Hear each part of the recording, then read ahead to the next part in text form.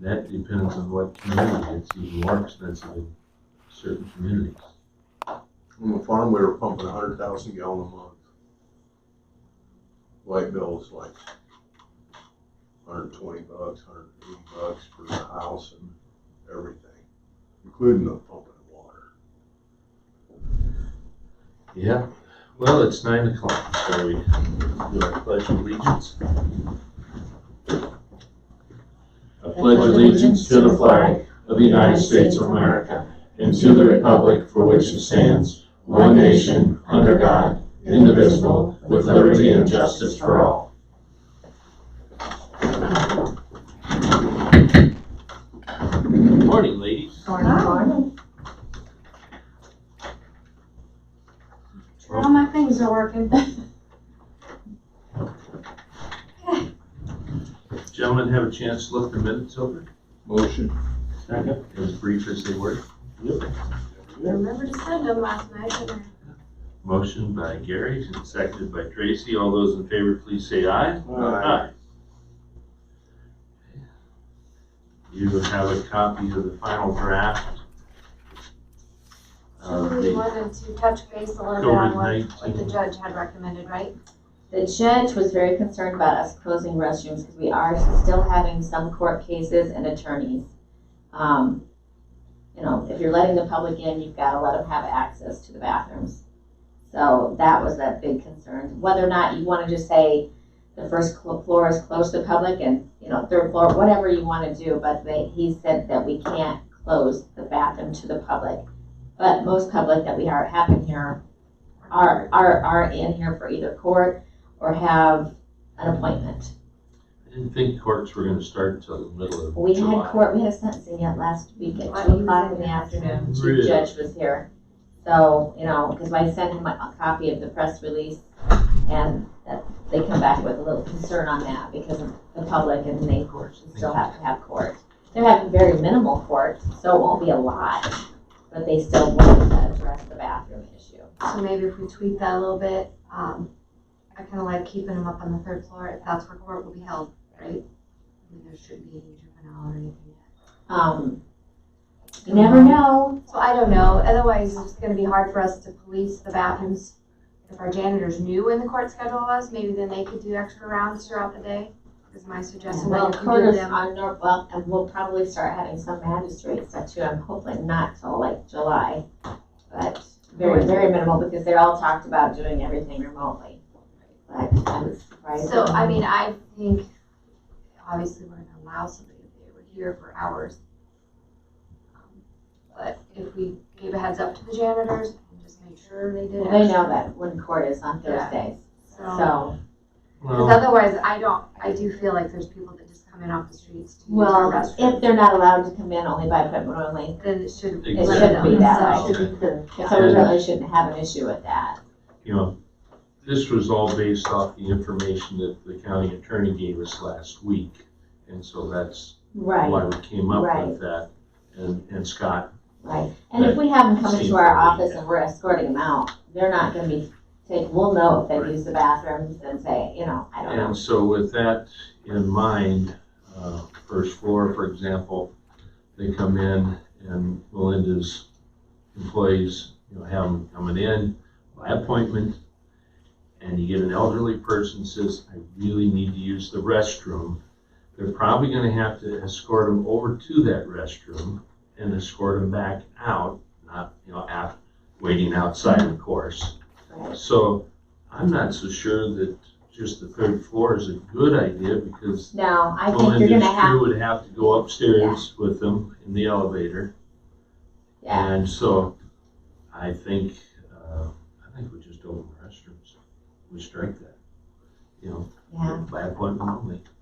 And I think of my in-laws, for example, 88, 87. right, And so, you know, right. Sometimes by the time they just get here, they've gotta go take care of business before, so, you know, that's just and a something lot of elderly or not so elderly are on water bills. that. And so Do you want to strike that out before you approve the final then today?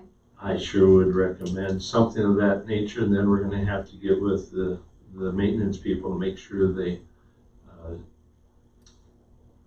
do their, Down a little more. yeah, so they're scrubbed down a little more frequently, especially when it comes to the restrooms. I'm gonna put those spray bottles in there too. I thought even after we're in there, we can spray our counters and Right. just anything that helps. There's a tremendous amount of cases now that they're testing. Alright, so, Right, I think it's become more apparent, yeah. If you don't test, you're unaware, Right. so. and that was pretty much the only comment from the judge, Right, right? that was it. So do you wanna strike that out and then approve that guideline and we'll tweak that before we post on the door again? It's in the paper though, Well, I'll right? put it, I thought today I'll put it with our minutes. I'll just put the whole thing in our minutes as well. What was in the paper was tomorrow. Well, maybe it'll deter people from trying to come in and use our bathroom that Yeah. way. Right, but And that's again, okay. with it being appointment only and or the courts, they're here. So, I mean, they're just not walking in off the street. Right. So I'll shrink this down. I kind of want it in the minutes because it's more available that way. Again, it's published ahead in time and then it'll encourage them to look at our website too. I believe I even heard a comment last week that the porta potty that's used out here for the people that are Yeah, tuck that's pointing true. is even getting used by John Q. Public. So, yeah, I think we strike that. Gentlemen, in agreement? So moved. Strike that. Yes. And the restroom state. Yeah. Second then. Seconded, so with that correction, then you approve the guidelines? Is that what your motion was? Second. Good. Okay. Motion by Gary, seconded by Tracy. All those in favor, please say aye. Aye. Thank you. I don't have anything else. So the courtrooms are open? Or what's the story there? We still have court on Thursday. I was surprised, because the county attorneys have been trying to take care of all matters before the court date. But if they have something, then, I mean, the chief judge was out here last week. And I think it's kind of great that they feel comfortable coming out here, because not all county courthouses are getting the chief judge specifically out here. Sure. So I think Benton County's doing a great job of keeping the employees safe so that they can, they feel comfortable coming out here and working. There was a case last week that it had to be an in-person sentencing, so that's why we came out and did that. But like everything else, it's gonna try to be remotely. But sometimes that can't happen. Just can't do You it. can't, yeah, so, Well, I appreciate his input. Yeah. And shedding light on the fact that they have a court. right. And I did put signs on the courtroom doors today, stop, don't enter if you have, COVID or signs or something, and also keep your distance 6 feet apart. I have, they've given me a checklist to go by too. I'm probably gonna see about getting some caution tape or something and taping off in the case we do have, when it does open up, so gotta get Did you talk to her? Because I have some of the stickers left over too. I would love to have some stickers, yeah, because I told them I put some tape on, but I wanted to make sure, because I didn't want to put something Well, on. even if it says vote, I figure it just still deters them from paying Right. attention to where you're standing and how far Right. away Alexa's you are. got it on her board. Yeah, I sounds got good. this email about the Iowa Association of Counties, Iowa Judicial Branch recommended checklist. That's what I shared. Right. with you, yeah. And Right. so I printed it off, but quite honestly, I haven't taken the time to. And I do feel Digest. like we're gonna have to readdress a little bit more once court is up full blown Right. and we start seeing how this is working. Now that also brings to mind, with that being stricken on here, you're gonna have that at the service center as well. Potential by, people with appointments needing to use the facilities. Okay. All right. Well, I'm gonna go get busy. All right. Thank you very much. Thank you, Julie. Nice to see you. Hey Barb, we missed 9:05. Is that a surprise? I'd like to set a land use hearing for Brandon and Jenica Jordan for Tuesday, July 7th at 9:15. 7/7/2020. 13 days, yeah. Do I have a motion to set that public hearing for land use? So moved. Second. Tracy made that motion, seconded by Gary. All those in favor, please say aye. Aye. And 96. I'd like to set a land use hearing for Larry Coster for Tuesday, July 7th at 9:30. So moved. Second. So that was motion made by Tracy to approve that, or excuse me, set land use hearing for Larry Coster, 9:30 a.m., July 7th. All those in favor, please say aye. Aye. Aye. Thanks. Thank you. Thank you. Well, Melinda, that put us right on time. I know, and mine will be fast too.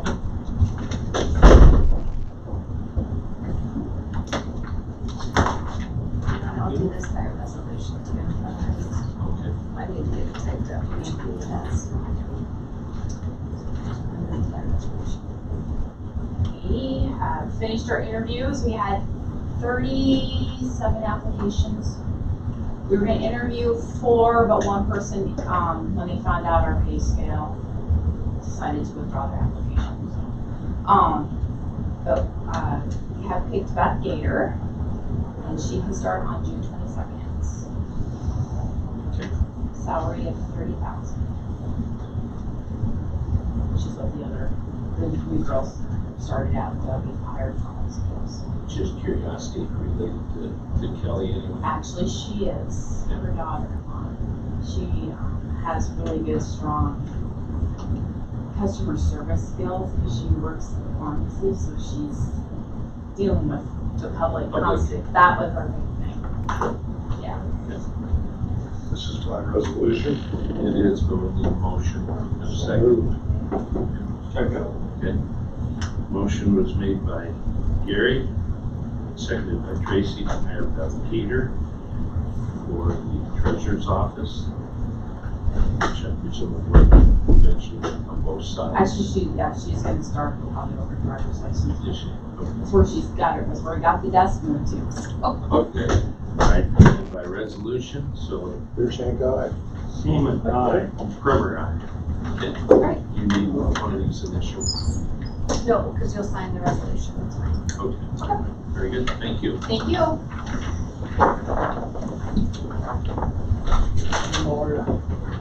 Tracy, you do this, you need to know, I'll get that forwarded to, Are you hiding in the corner? unless you wish to Yes. forward it. That's what we need to do. Yeah.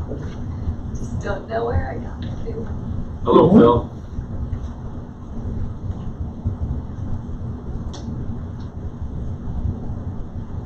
We have a couple minutes here. Do you have some paperwork for the cost yep, advisory yep. service? So he's just proposing a 3-year contract. The amount will be the same, $4,125. You remember about a month ago, I think we just finished up the 2,000. It's always based on the prior year. So this is for starting 2020 to 2022. And it's $41.25 per year. Yep. Okay. For a 3-year contract, so it's locking us in, so we just asked if we would sign this contract if you're in approval. Okay. And it's still those indirect costs that we have with DHS and some of those other outsiders. Now, did you do that? I did. Okay. And Yeah, I printed it too. I did as well. Oh, okay. And they evidently got copied in. Oh, okay, So everyone's aware of it. okay. And that's regarding, Verizon, yes, Horizon's ending their lease. did you know that? No. Look at it. I don't know if you know this other stuff, so I would just need a motion to sign that contract. if you want. Build more rooms, rent it out, Well, they kind of had a suggestion. to have the center. They'd like to be on there. Build more rooms. Tracy.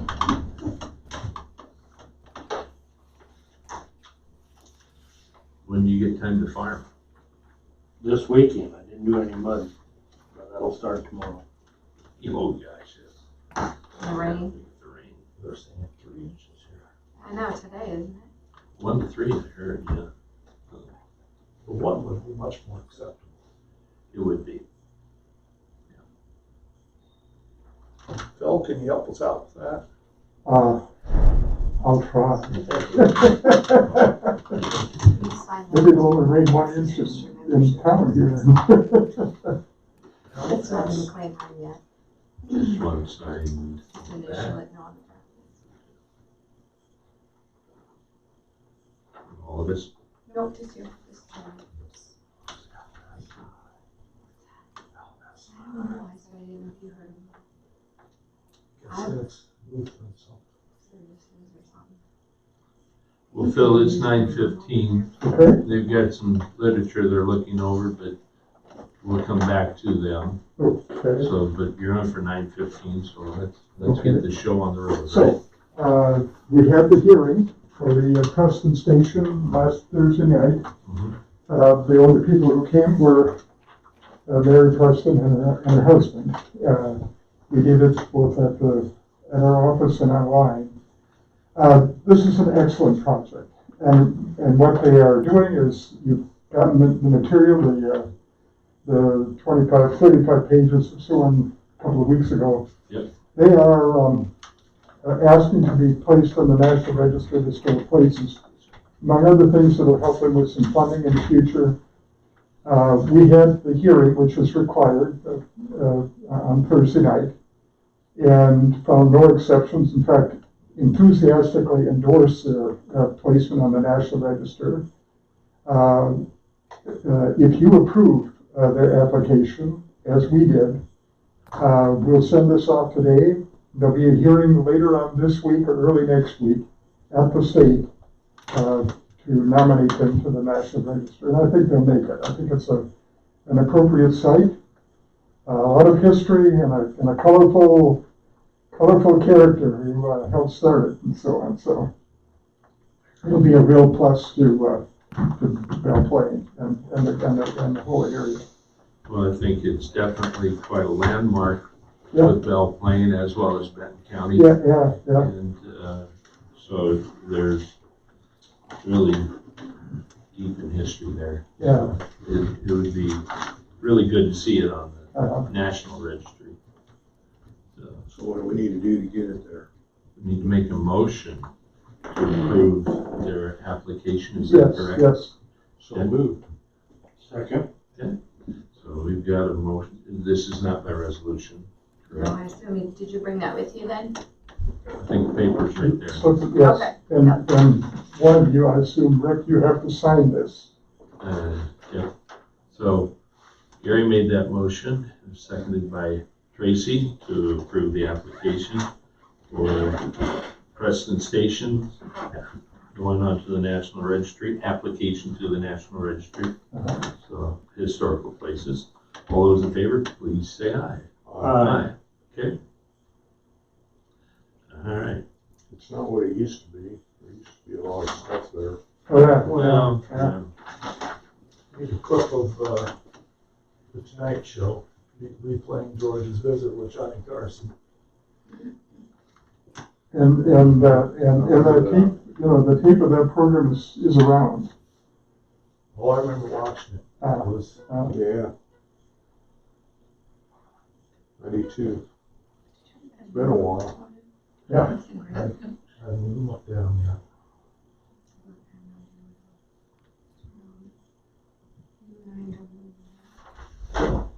Thank you very much. while you're here, I do have a question. This is on our claims. Uh-huh. And maybe you know, maybe you don't, but since you're part of that group, there was a claim for the historical preservation, a copier for $3,495 Yes. from the pronounced Coke office. Uh-huh. Yes. Okay. Is there a reason you didn't go with Marco like everybody else? I'm not putting Yeah, a plug in yeah. for Marco. Yeah, It's just that the county-wide, we are with Marco, and this is gonna be, We're Yeah. locked in with them as county employees, county department, they're separate from the county. I get that, but, you know. I think it was a better deal, and they, you know, they didn't charge, the cost per copy was less, we don't use as much color as other people do, Mhm. and stuff like that. Yeah. It really was the best deal, I think. Okay, all right. And my understanding is the copy arrived yesterday. And obviously you had it in your budget. Yeah, Okay. I think Well, that answers my question. the question I have, and Gil must be interested, I have another telephone bill. We're getting two bills, one from United Technologies and, you know, Dave,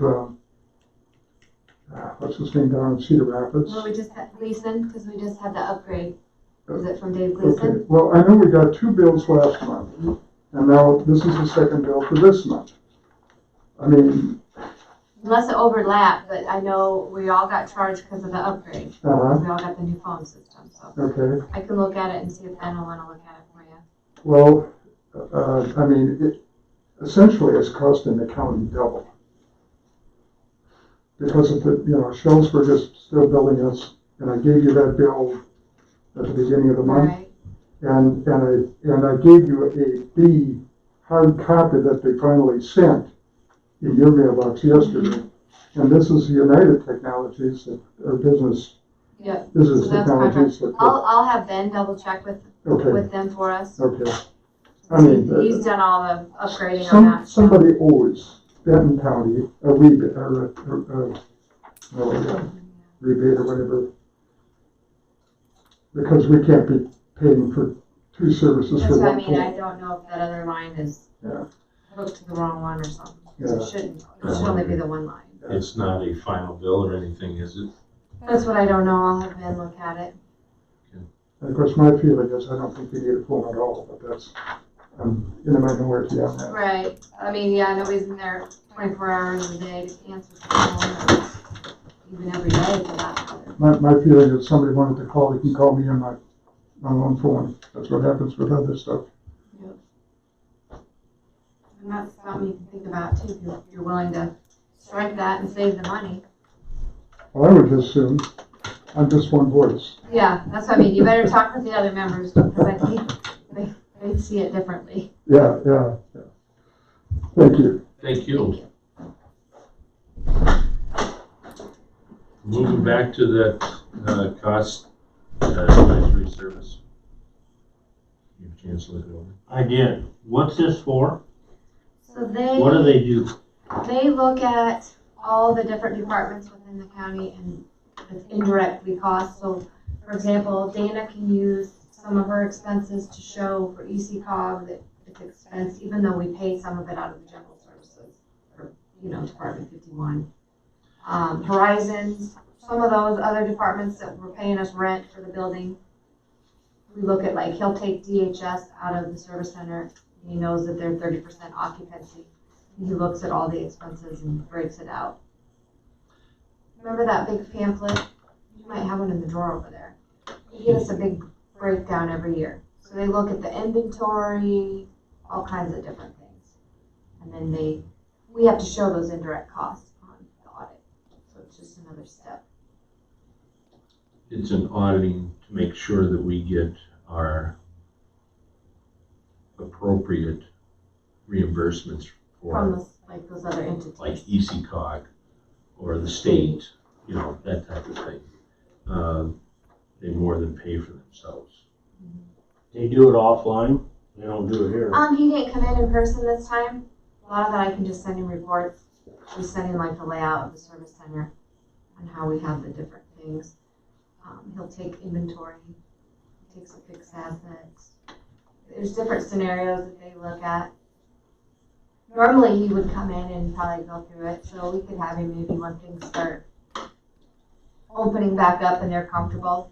He'd be glad to come in and talk to you on that stuff. He's never been in the building personally, and I kind of want to give him a tour of the new building. So Service Center, 93 other Iowa counties, doing the same thing. yeah. Yes. Yeah, they're a big vendor in the state. All right, I'll make a motion then. Let her go. Second. Motion by Tracy, seconded by Gary to approve the 3-year contract with Cost Advisory Services. It had a cost of $41.25 per year. Okay. All those in favor, please say aye. Aye. Aye. And then you'll see like another audit we do internally is for the gas beeping. They'll do our, they look at the insurance and those that are on early retirement. It's just part of the auditing procedures that are requirements and we have to follow through it. Does that matter to you? All the fees. Okay. Starts July 1st. So we have this for your 19th done.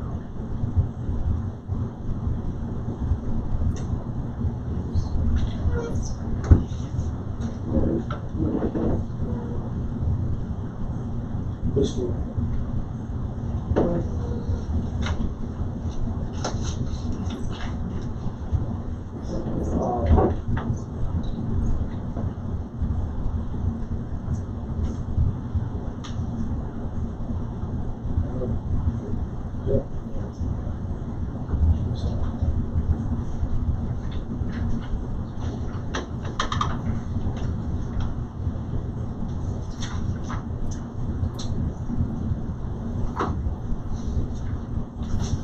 We got 4 minutes before we do the canvassing.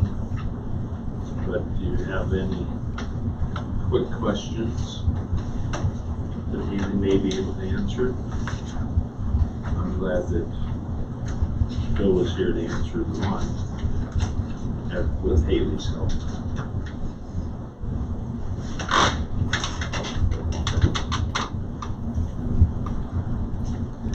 I'll throw a couple out.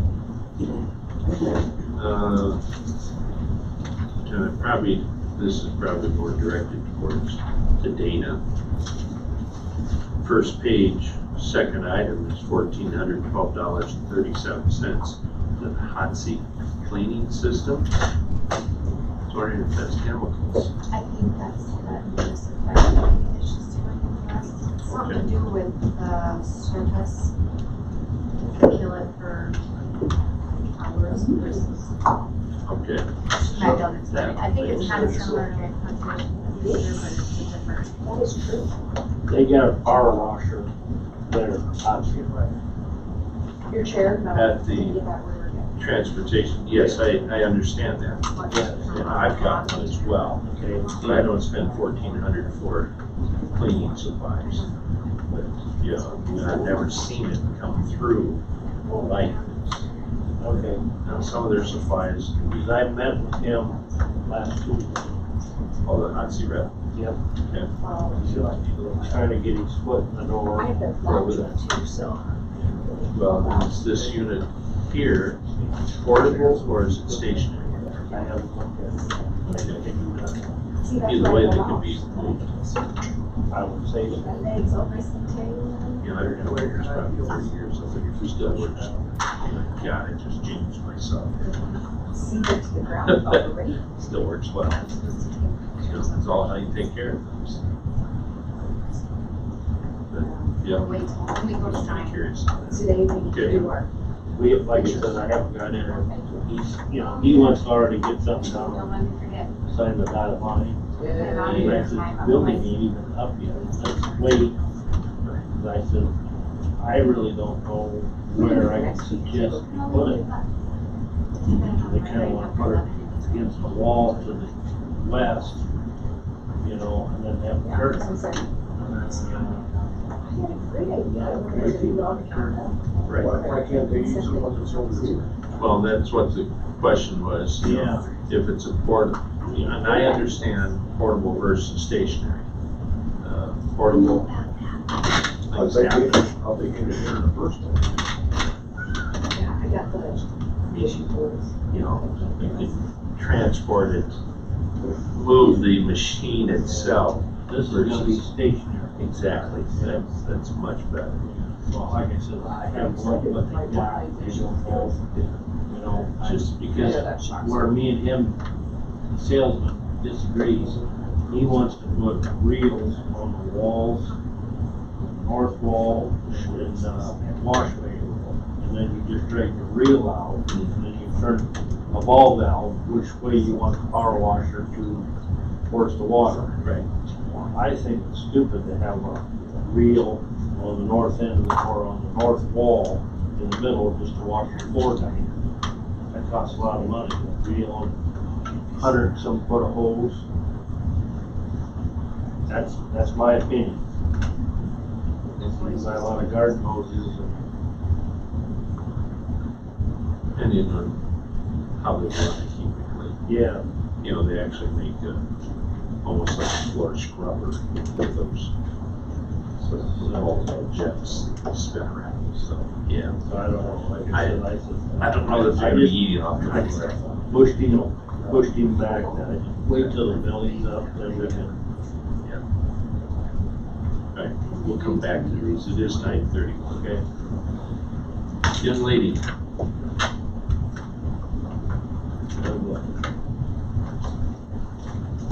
Thank you. So, it's gonna, you guys know that we consolidated precincts. What I did when I set up the election is I set it up a little differently because of COVID, obviously. We originally have 19 precincts in a federal state election. I consolidated precincts to 9, but I kept, for historical reasons, for reporting reasons, I still kept it with everybody having their own individual precinct ballot style. So you'll see that they don't, where canvassing doesn't represent the precincts on election day, it represents the original polling places.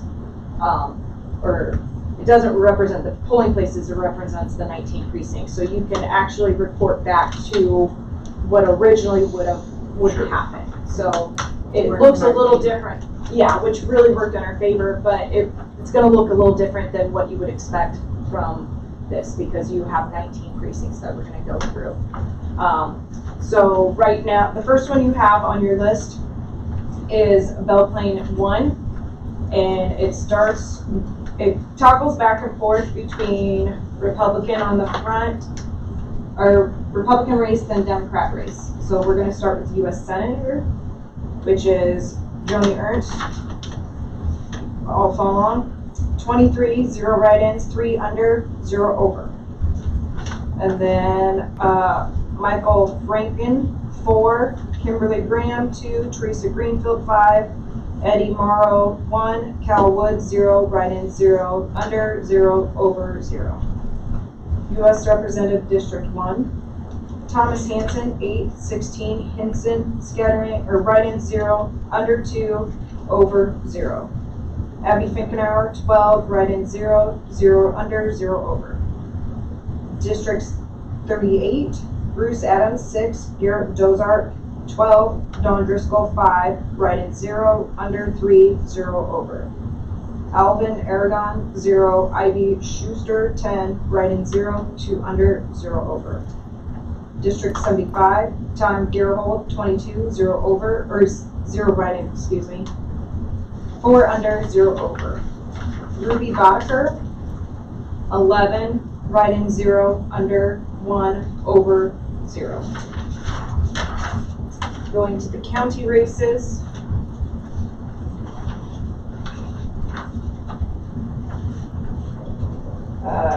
Rick Primer, 20, write-in, 0, under, 6, 0 over. On the Democratic side, 0 write-in, 12 under, 0 over. District 3, 7 Beershank, 17 Kaufman, 0 write-ins, 2 under, 0 over. Holly Dennison, 9, 0 write-ins, 3 under, 0 over. Auditor Haley Ripple, 20, write-ins, 0, 6 under, 0 over. 0, 12, 0. Sheriff, 24, 0 write-ins, 2 under, over, 0. 0, 12, 0. Melinda Schottner for treasurer, 21, 0, 5, 0. and write-in 012 0. So that's for Belle Plaine 1.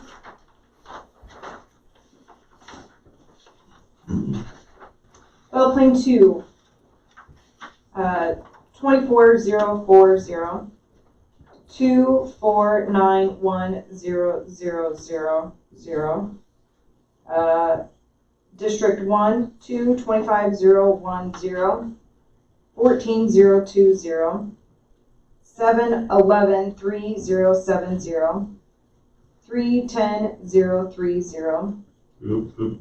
Or did I get 38? Run that again, please. Argonne 3, Yep. Schuster 10 030. Thank you. And then District 75, 21070 13030.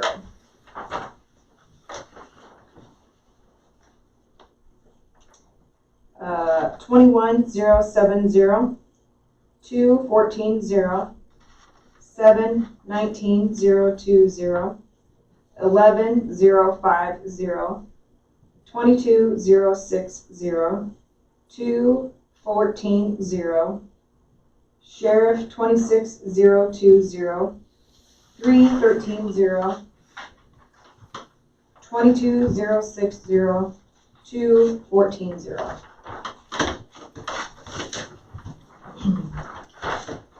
Belle Plaine 3,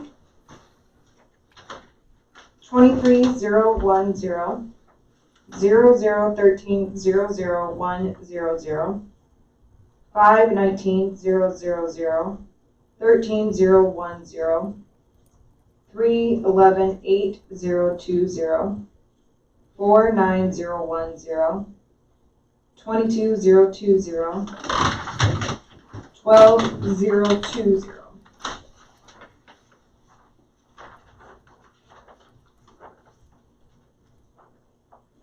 24000 1130 815 010 11030 24000 113 24000 113 24000 2120. Benton Canton Shellsburg 5150 3714 1010 1143020 23030 151220 090 717020 48080 21050 45011 1250 2821 070 20060 46010 0260 46010 1250 45011 1250.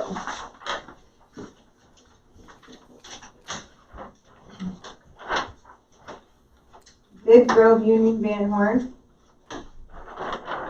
28130 14131 0000 725000 18010 10913 000 412030 29030 17020.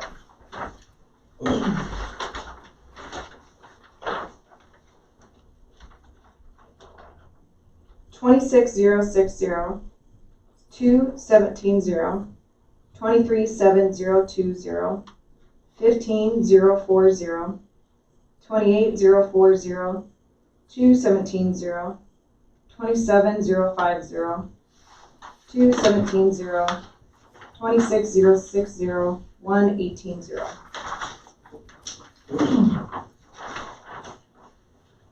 Kane Keystone. 18010, 3110000, 217000, 5000, 1512010, 04010, 18010, 4010.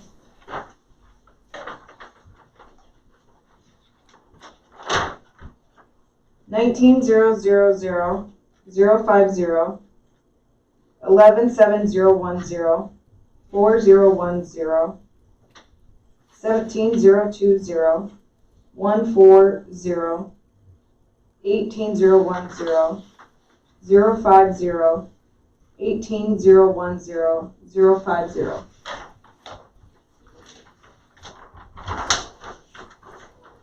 Eldorado Newhall, 33,000, 1014,100,00, 427,110, 14,020,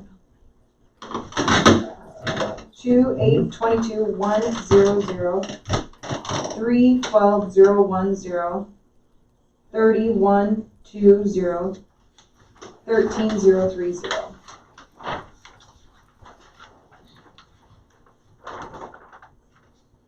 $25,170, 115,000, 27,3030, 13,030, 28,140, 016,000, 30,030, 115,000, 28,140, 016,000. Fremont Atkins,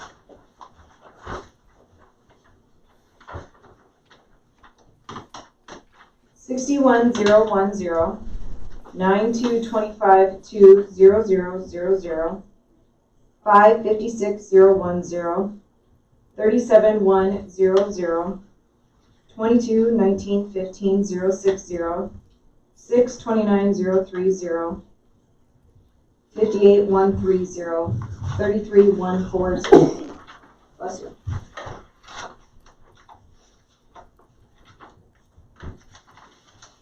$54,080, 137,000, 39,15,080, 30,080, 54,080, 137,000, 55,160, 236,000, 55,070, 137,000.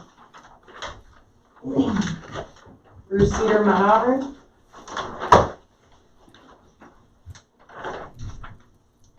19,010, 002,000,000, 218,000, 2000, 288,020, 02,000,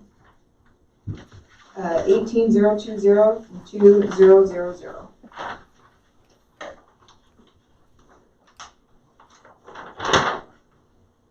$18,020, 020, 11,513,0, 2000, 19,010, 020, 19,010, 020, 19,010, 020. Homer Monroe Jackson Garrison, 25,020, 205,00010, 422,010, 7010, 6713,010, 34010, 26,010, 5030.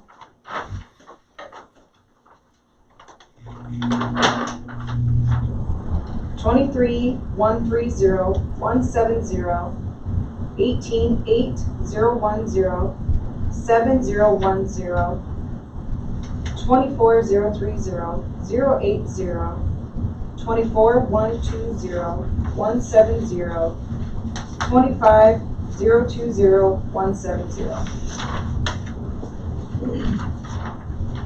Iowa Leroy Luzerne of Blairstown, 58,040, 124,000,000, 8, 54,000, 7,000, 17, 20, 23, 110, 33,010, 55, 160, 6010.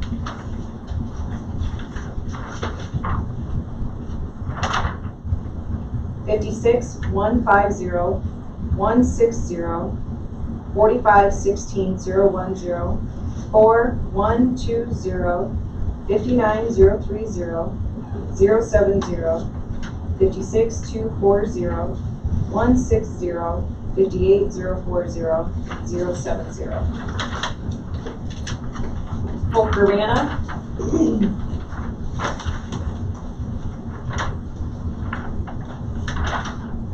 52,030, 33,24,000,000, 15,38,020, 29,100, 17,17,17,040, 8,22,000, 45,010, 27,030.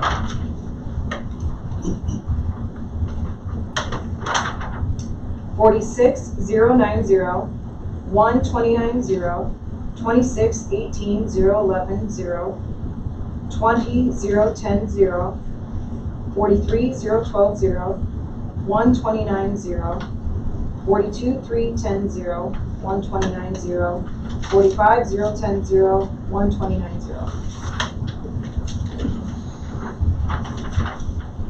Eden Harrison Taylor,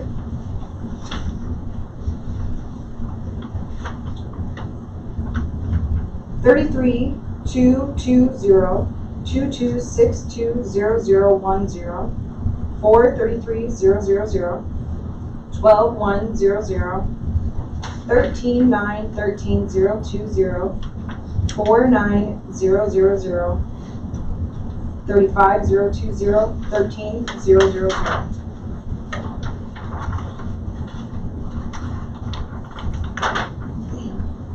32,230, 013,000, 24,9040, 11,020, 32,050, 112,000, 31,60, 013,000, 35,020, 013,000. Benton 1.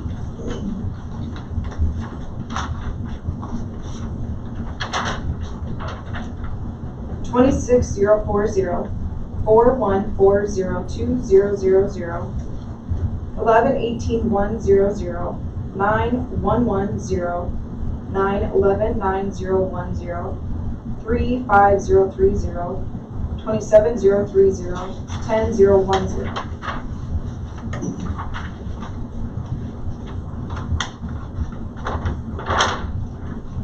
29,010, 110,000, 22,8000, 7130, 29,010, 010, 29,010, 110, 29,010, 110.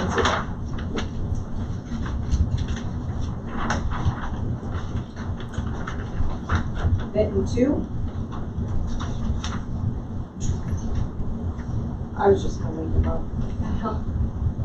26,010, 3110, 00000, 4,23,000, 13,010, 10,3, 13,010, 3,8030, 26,010, 11,030.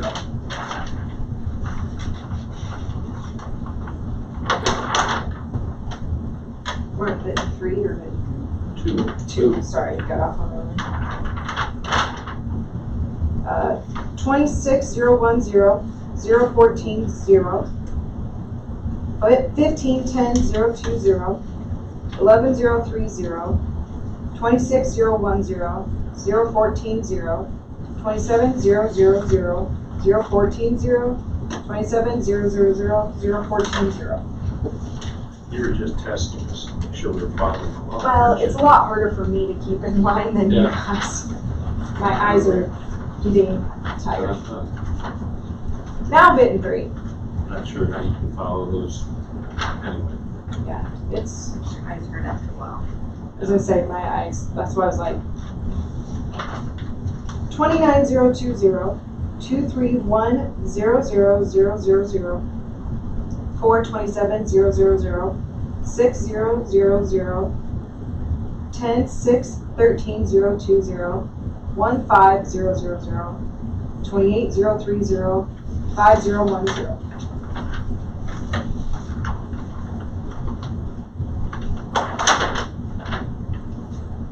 28-120, 150, 18-11-020, 3030, 29-020, 060, 29-110, 060, 27-040, 060. Bitten 4.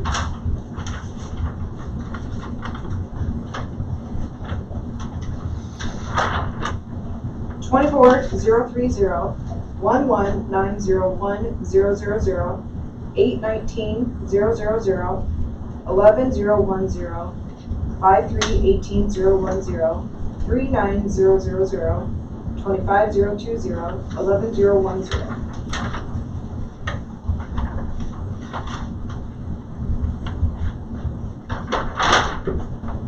27-000, 012-0, 12-12-030, 010-0 or 20, 26-010, 210-0, 25-020, 210-0, 27-000, 210-0.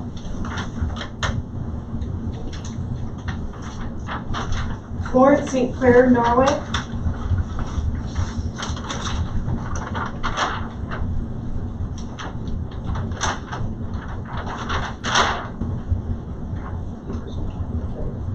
Sixteen 000, 50110000, 016 000, 7000, 446020, 34000, 15010, 7000.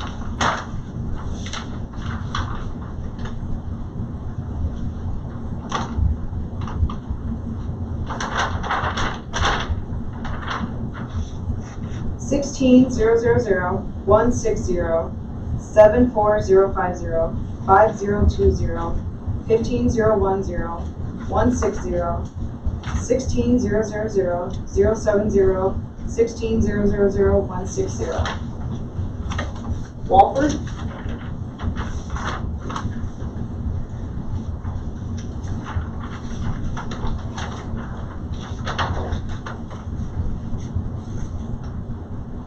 Twenty-one 010, 1413 000, 418 000, 17 010, 669010, 216 000, 20 020, 16 020.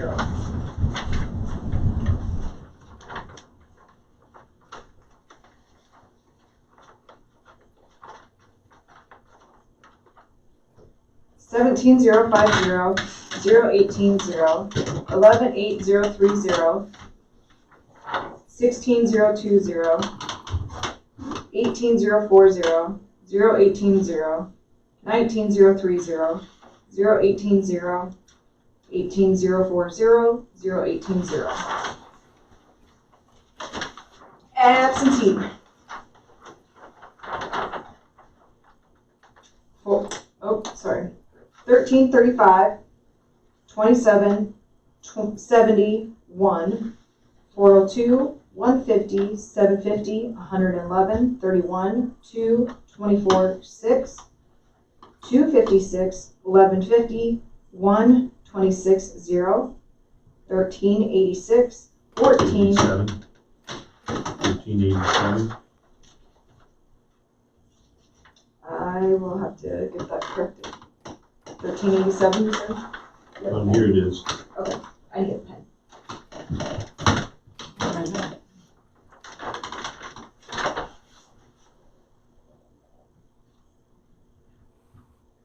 I did some tweaking after our absentee team came back, so. Okay, so 1475 1. And then 277 505 557 093 1. 340 996 5 135 0. 1316 4 113 0. 1295 6 175 0.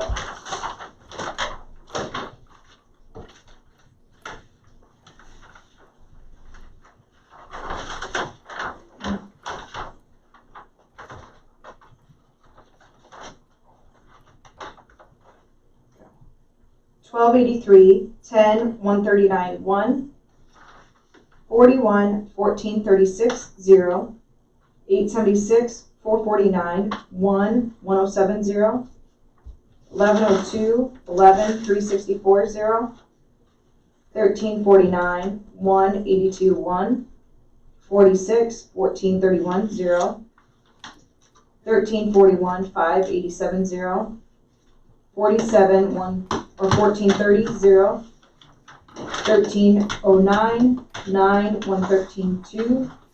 40 1437 0.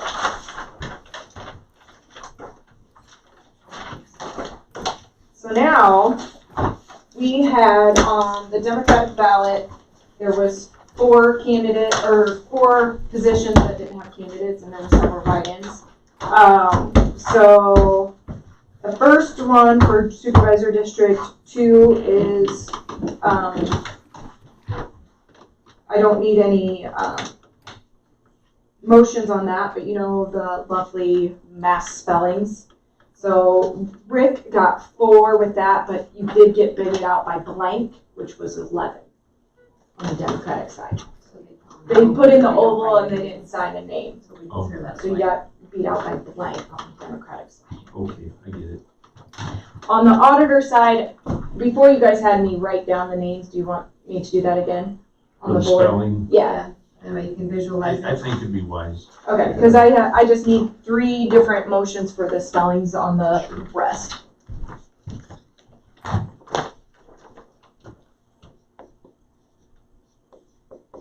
John and I have difficult names.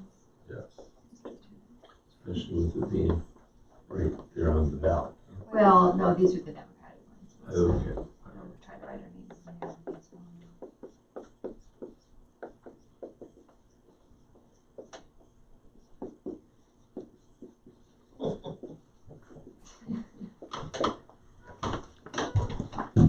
Those are the spellings that I need.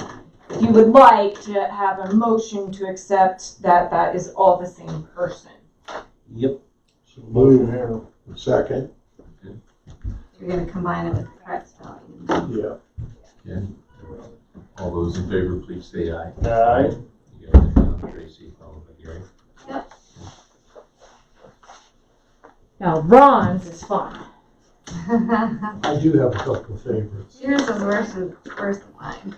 Yeah, yours is going to take me a while. I'll start over here. That was common. That one was more than once, too, wasn't it? Yeah.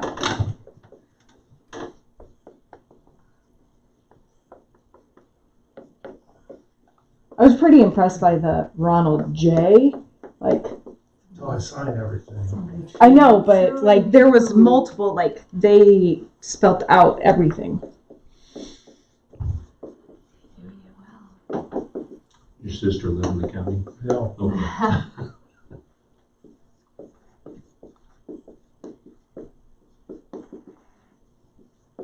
It's hard to write these down when you especially know how to spell a person's name.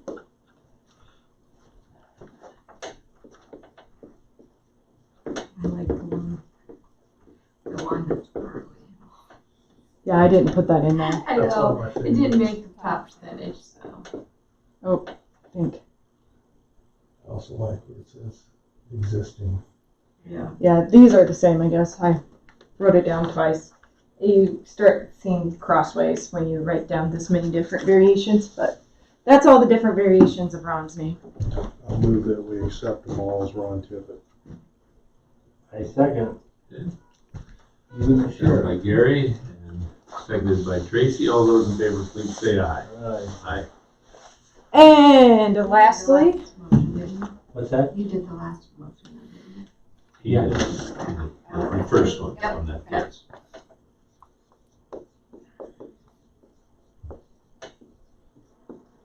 I like this one because they just gave up. I ran out of room. Got tired of I wonder if writing. that receipt, yeah, but this, it still shrinks it down in there though, doesn't it? Yeah. That's why when we have you guys bring the results back, because when they sit there and have to wait for all Nobody the wrote rest Mel. from, No. So those are the different variations for Melinda's name. I make a motion, they're all the same person. Okay. Motion by Tracy and seconded by Gary. All those in favor, please say aye. Aye. Just leave that in there.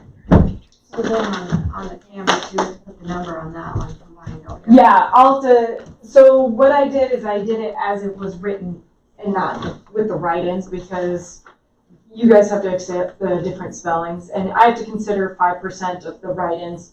So that's where it's easier when you accept all the different spellings. It helps me out, alleviate some of those Sure. ones. But we canvassed it as it was completely what was on the ballot. The official documents will represent the names that you guys approve because it's going to bring in that 5% of the scatterings. So scatterings are write-ins. I do need a motion to approve the canvas as read. Presented. Thank you. The motion, So moved. seconded by Gary. Okay, all of those in favor, please say aye. Aye. You don't have to sign as much, but you still need to sign your life away. We all have to sign these. So I know CJ wants a picture, so should we just kind of help her? I don't care. Do you want me to take a picture when signing or what do you want? Yeah, well, when we're all signed. At least didn't throw it. So, each and every one of those? So you. Yeah, this one is just these are just the top pages and then these are individual ones. Okay. So you're gonna be chair, and Tracy, and then I sign off. Okay. So do you wanna start a pile with them, or how do you want to do it? Sure. It don't matter. All right, so here you just want You're up and down. You two wanna come over here? Why not? Have them come pose for one picture. Hey, Tracy and Jared, let's come over here and pose for a picture that we're canvassing. Or we'll come over to you. No.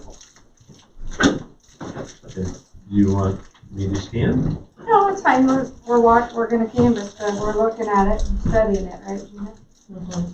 Okay. So on all those, we're gonna have Rick sign first, then Gary, and then. Okay. At least we don't have all the Look. certificates. She's taking pictures. It looks more official, she's bossing you Does it? around. Yeah, bossing you around. Yeah.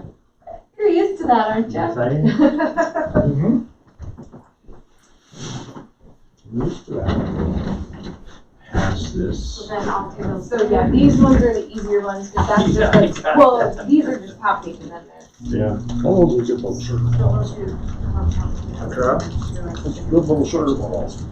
Yeah. Yeah, I'll, Now do those motions. what I draw is just all the different variations. Yeah. Oh, that's his pop. Oh, I just, It's just ice. I just put my hand down and it got wet and I pulled out. What is that? No, so Little curl. This is the one you're gonna get right for grant fund, guys. You know, the general's worse, if that makes you feel any better. And then we have to do all the certificates as well. In the general. I'll get a few up here that start passing.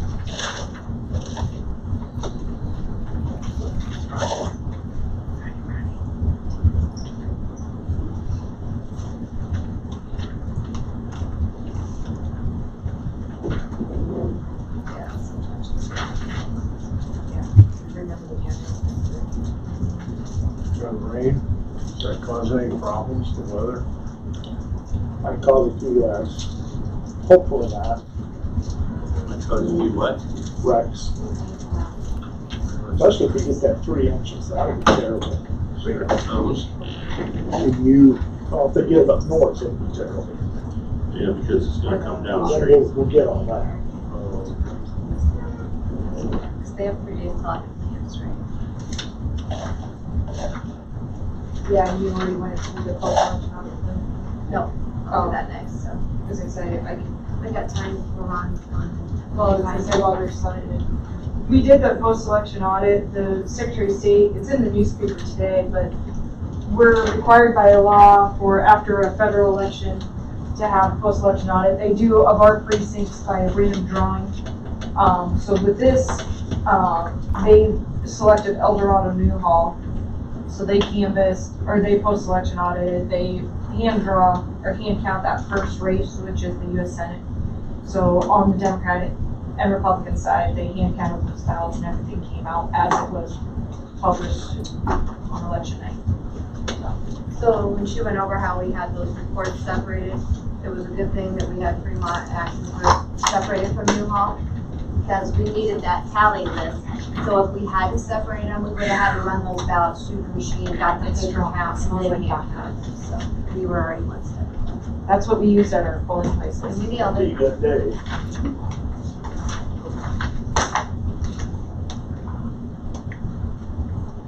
But we did that because it allowed us the flexibility. If Corona would have really Let us combine more. been really gotten worse, then I could have combined my precincts more and done that. So it allowed us that flexibility.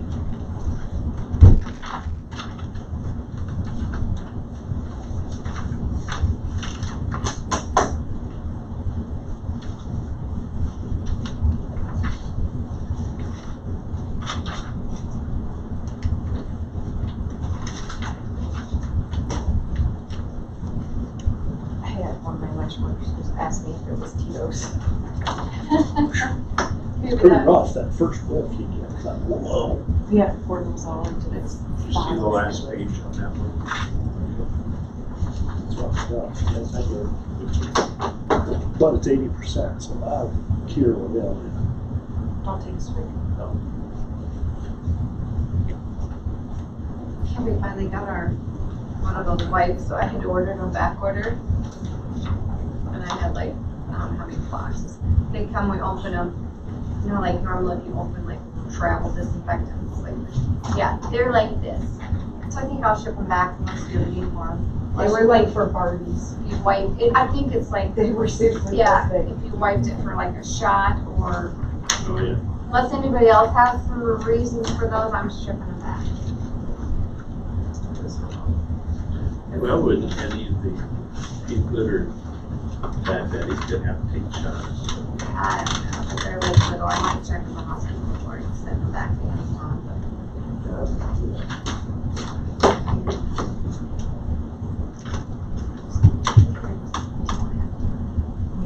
Betty from your gardens. You can go watch that. but she's like me, I just, you know. You're not supposed to wash your hands. Yeah. Huh? That, No, it's just something that protects the cookie. yeah. Yeah. It expires if it's a girl. Yes, all my Barbies have haircuts for me. So they weren't worthy of saving. Ours in our house are usually naked. Hey.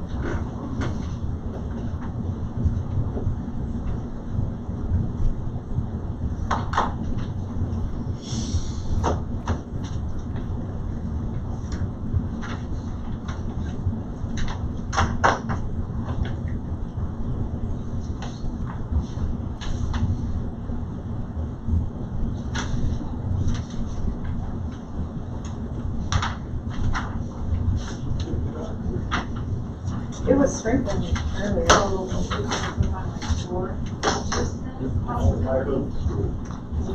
the storm, whatever that tropical. Yes, reports you wanna, we can listen as you go. This is Friday.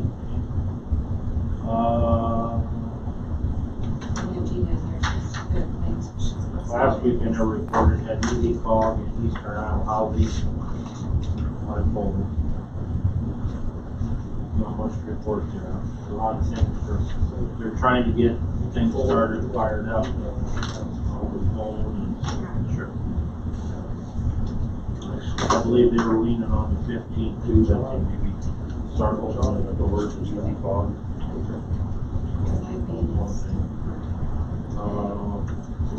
Conservation last night.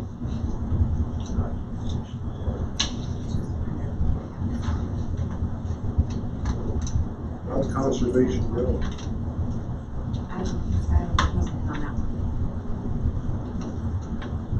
Haley's kind of checking out some Bless you. things.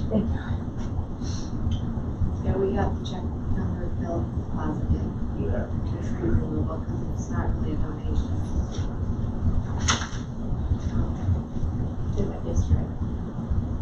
That's for the 13 fallen trees. I know my fault. I know Louis did stop. Was he with me? So, he took a little extra time and care with those trees, getting them ready for the county. So, kind of kudos to him for doing that. Because it came back to the county very favorably, $8,800.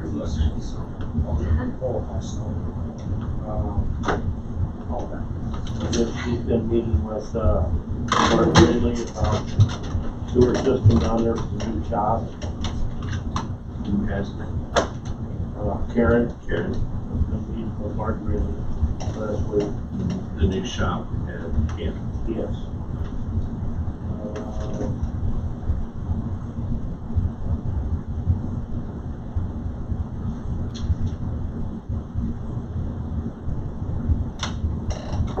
Yes, they voted, they're gonna hire the same bridge crew that inspects for the county to inspect the bridges on Old Creamery Trail. I voted on last night.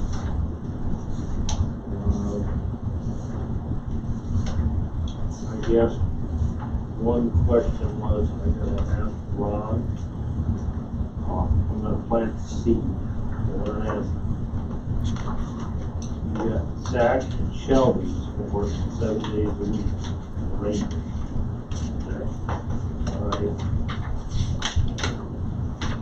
All right. They're getting burned out. Easiest way to put it. So the question was if you could have the deputy do the drive-through at the county parks. Wildcat, the one east here. On like Friday evening, Saturday evening. They will contact you. I said, since I was meeting with you today, I would plant the seed. That is not a problem.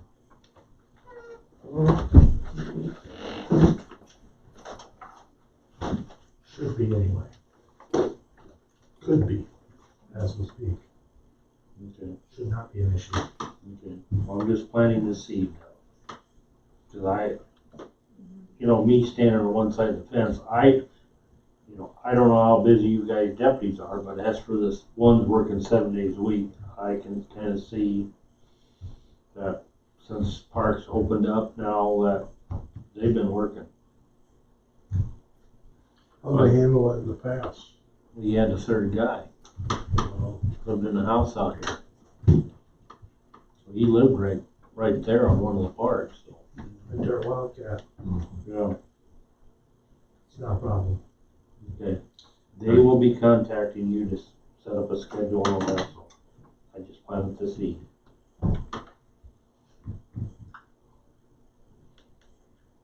And as for the access center, you can comment on that. 2 offices are nearing completion, and they love them.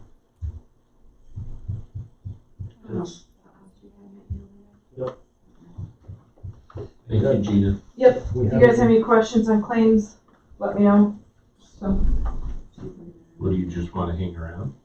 Kinda, cause she's leaving for the day, so Yeah. I'm gonna land. I'm trying to get out of here. we had an additional window, but they found it difficult to communicate without a window, without yelling. So Tracy graciously put it in the window, You're doing that, eh? but it's done. It's in. Drywall looks nice too. We've created a problem, Of course. because now everybody else wants I know. theirs done. It's all the way up. So did Uh-huh. you just take that light fixture down when you went around? So you just took it wherever it landed, or, because you couldn't cut those in half, right? Well, we'd already planned it out with the size of the room to Oh. take down 8 foot, Gotcha. Otherwise, some of that would have, 4 on each side.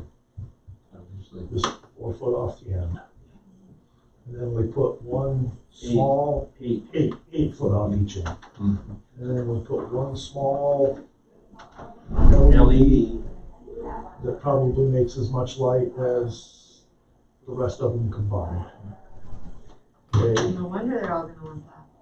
well, we had to downgrade lights once because you're gonna get a suntan in the room without an office. It was really bright.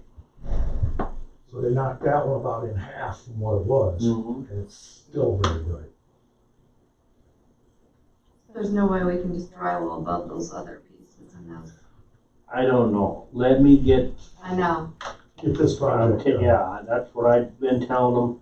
just hold I off. said, first of all, you're not in your office right now, so you don't need to go all the way up. Yeah, we knew that was coming up. We'd already looked at it once and kind of got a plan developed. Especially after we did all those splits and stuff. That didn't look like too bad of a fix. To just extend it on the one end and into the room a little further. And you discussed the Tuesday, having the security officer there for food pantry day. Larry will be here to help. It would be, Dick will go over there. I would imagine just like here, in fact, I told the food pantry I would give them a copy of the guidelines. The question was with the masks. You know, well, typically, most people have got a mask, a personal mask, but I presume We'll have a We few there. got our there'll be some there as well. Well, we can make sure they have the boxes over there as well, because we just got our shipment. And I signed up on a grant deal through Motorola and I don't remember who it was, and they sent us a box full of assembly required, but they do work. We did get our, Of shields, Masks. mask, assembly required with masks. the Thai ones. Yeah. We have the other ones if you want those, and we got the 2 new thermometers too. Oh, you did? Because I thought Dana wanted one for sure. Right. And what claims, what do you? No. You All right, Well, good. Okay. must be doing some hand sign language over there. Well, Good. You're something. Don't know what you speak of. That's right. We talk about okay, well, shall we do claims while Gina's here? twice shorter. Okay. Just ready to cut loose this week. Gina, my first question had to do with transportation over here, hot seat cleaning. Do you know if that was for disinfectants or is it for just cleaning supplies for like soaps and? I can go look real quick. I don't remember off the top of my head. I just remember her Did telling it me say she got some more stuff COVID? ordered. Yeah. Behind it, so Nope, did not say. it did COVID. not say COVID. Which the vendor on it It's HOTSY, Let me, I'll H-O-T-S-Y. pull it up. Okay. Yeah, Because- HOTSY. Conservation had, same first page, 4335 for COVID safety supplies. I've been trying to mark things in the description as COVID, especially Which for you is guys. great. If people don't put that in the claims, I have no idea. Mm-hmm. But I know there's been a lot of, there were safety supplies. I think that was like the gloves and stuff like that. That was, with, conservation, if I remember correctly. And That's a lot of safety supplies for $335. Yeah, but I think some of it was they got some kind of It won't let me do it. mister or something well, that they there's a can go in fogger, can't you? Isn't that something you can put in an insect fogger? It does say COVID on mine. I don't know, I've never, Have you They seen got- that? Oh, unless it got cut off. It is for COVID, so It is. it's pretty much. It must have been such a long description, it got cut off. I'm on your pretty sure sheet. it's that new That's what spray stuff happened. she said that goes on the surfaces, Okay. kind of mist in there and it'll, We've got one on order for the jail. because it'll go off every so We've often, been right? doing it. The one we've got is we'll move them direct, go in. It's a food grade. That's what we should do in our restrooms. That's exactly what I was wondering, you know, if we should get a fogger for the public restrooms, it'd be a lot easier. And it'd also be easier early in the morning for maintenance people to go Yeah. through their office. That's usually when they do their deep cleaning, is that 5 to 7:30 time frame. Dries with no residue why do you keep and whispering no at me? stinks. It's a food grade, so we're just gonna use it for cells, for cars, for, Well, you're gonna need it, obviously, because if you're transporting any prisoners. unfortunately, yes. Mm-hmm. So, I think he needs a fogger in the back of his cars. Oh, yeah. well, that's what he's just talking about. You So, can turn that on while you're transporting. we like lawsuits. So we know what that one's for. And then there's a Phil's phone, but we're gonna talk to that on. So you would see. There about- will be two for phone. There will be duplicate phone bills until, I think Ben said at least another. But not all, the whole year round. It's just- No. It's kind of like a It's final just from the building. new Right, phone right. system. So you're gonna see, I don't know if this is the last Right. cycle or not, but he was just talking about it Yeah, this morning. Excuse me, I just picked it up, I suppose. Yep. Yeah. Good morning, this is Rick Bremer, Benton County Board Supervisor. Doing well, Matt. Okay. Let me find that out. Could you hold, please? Let me, of course, okay. Hold on, please.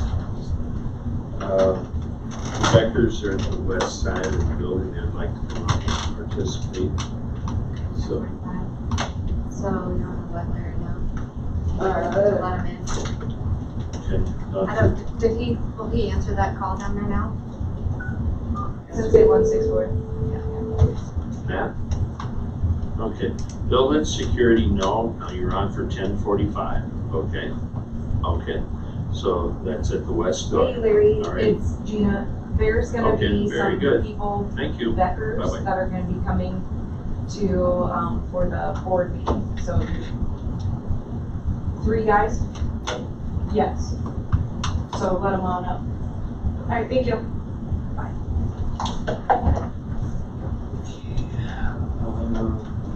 On page 2, we have Virginia Gate Hospital I mean, Home Health Services. That's for April, which was $65.15.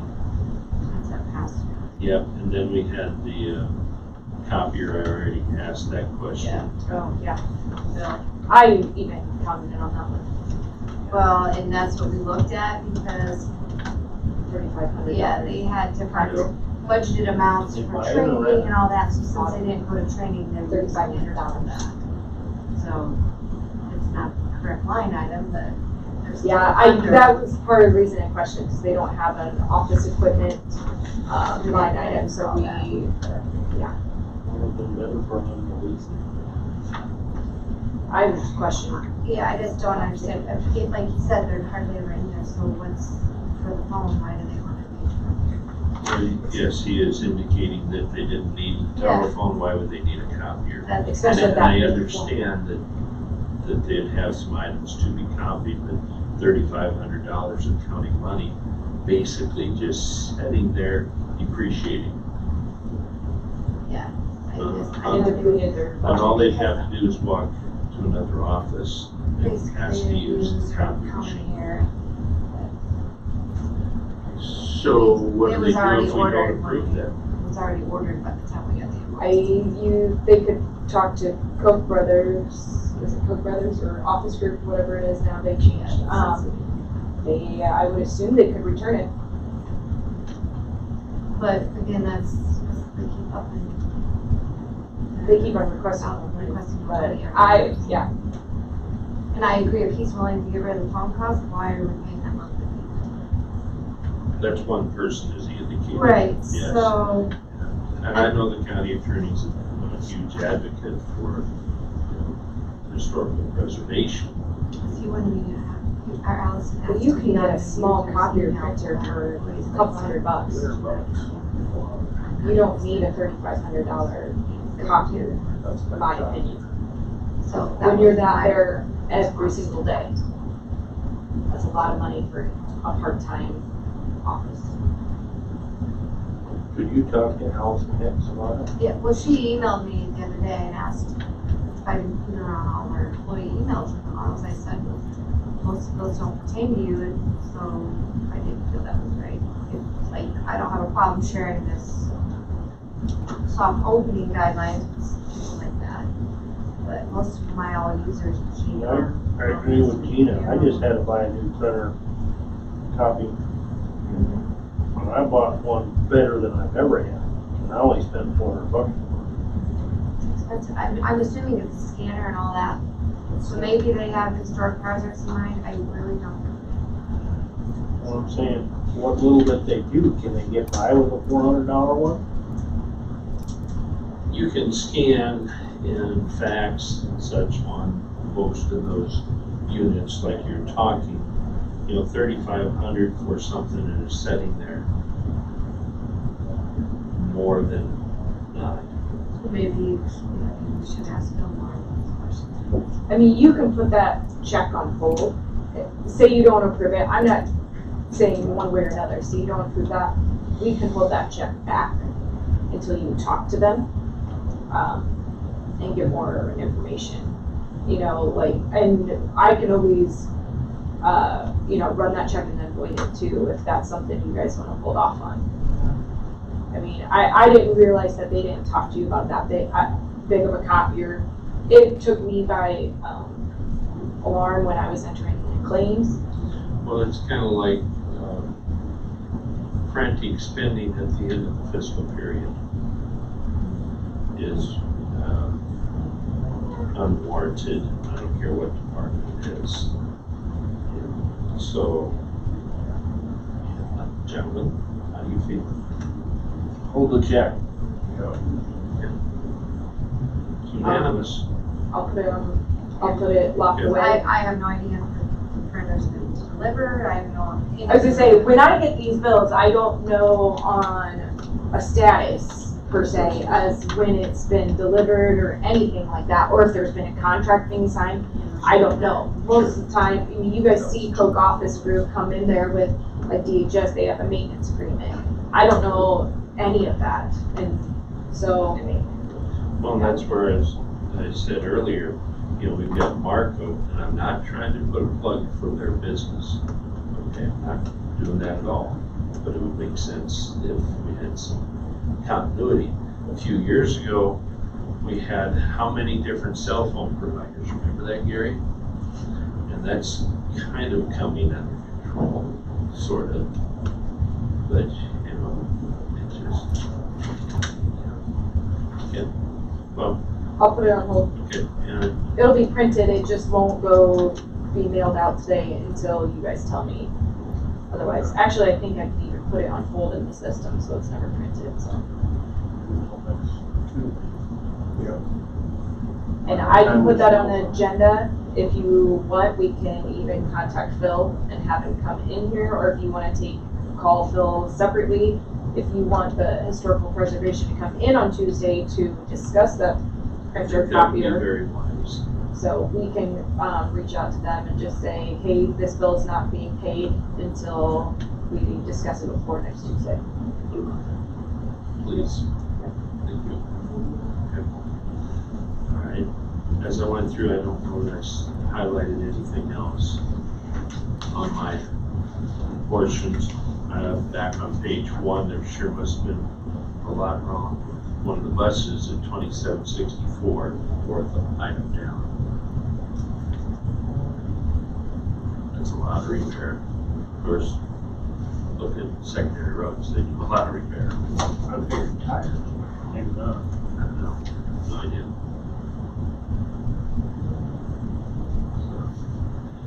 So, all the questions I had, gentlemen. I don't have any for What was 4335 at the bottom of the front page for COVID stuff for? That's your face mask, your face Which glove. I department? think he's referring to the conservation. Yeah. Yeah. Mister. TNT sales. That's probably her new misters for the restrooms and stuff, shower houses. Yeah. TNT, okay. Will you reach out with Rick about Mr.? Yeah, I have already actually talked to them on some of that, so. Okay, thank you. We were just kind of hoping, we wanted a little feedback from them. Sorry, didn't know. Sure. I do already have them for that. What would be $1,800 for conservation software? That was for the GIS. They got a GIS person. ESRI licensing software, similar to like ours, so they can go in and edit and do some stuff. You can only have so many licensing, they cost, every license costs. Like we have 2 in the county, the assessor in my office. Any other questions, Gary?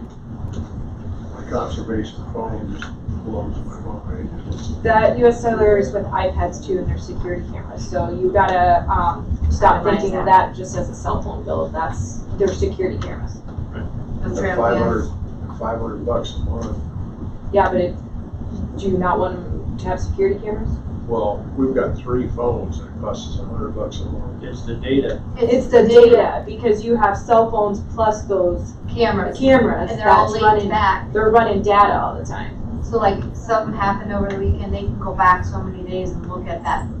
So it's got. And especially with how much damage, that they've had in in the past, it's a good thing that they have those. If there was internet available at all those locations, then they could use a different security system. They don't have like the servers set up place like we would here in the courthouse Right. for ours. So they have to go off their cellular. But they could do something different with their phones. If the phone sent it to a remote location and you could record it here, then. Yeah, but where It's they're still at, using data to transmit. if you is the look at where thing. some of those river parks are, See, they're doing it with a camera. yeah, so it's hard to The get. camera's actually moving the data. Yeah, so it's the data moving. It has nothing to do with the cell phone. It's the camera moving the data to, like you said, a central location so they can pull it up. One thing I suggested that it hasn't gone anywhere yet is the shop over here. Like Shelby and Zach spend a lot of their time, like if it was raining out, whatever. They do not have internet access in that building. It was never installed in there. So they have to use their cell phones for everything. Well, they have iPads that they probably use. Because they have security cameras and, Data up. no, and I understand Well, what you're saying, but I'm saying they're not just on It there. wouldn't matter, if that's what their plan is. See, I don't know, I'm like Gary at $600 a month, I know they showed me the pictures of different circumstances that have taken place, but I'd make the note that your next meeting you inquire about that. Along with many other notes. then Yeah, well, ask about the data plans, yeah. But, yeah, otherwise, see what it takes to put internet out there. Okay. Questions? See that? Okay, can I get a motion to approve the So moved. of the expenses? All right. Motion by Gary, seconded by Tracy. All those in favor, please say aye. Aye. Aye. I will hold. Go back You to. want this? I'll try to find a 30? Gary will initial that. Have it with you. Ron, I'm sorry we went just a scotch over. So that's, you have a new position opening? It's a part-time position. We had a lady we were training. We know when we start training that just ends up not being somebody's thing they're gonna do. She decided it wasn't her thing, and we found another lady that was willing to try. She has past experience. Her and her family relocated. They live in Center Point currently.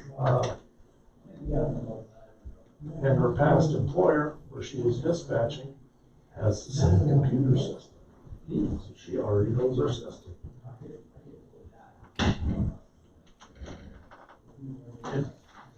And this is for Jamie Lee Davidson? Okay. Part-time communications specialist. Tracy. Part-time laborers we did last week, they're already trained. Good. How many people you got in the jail? 23. How many of them are long-term?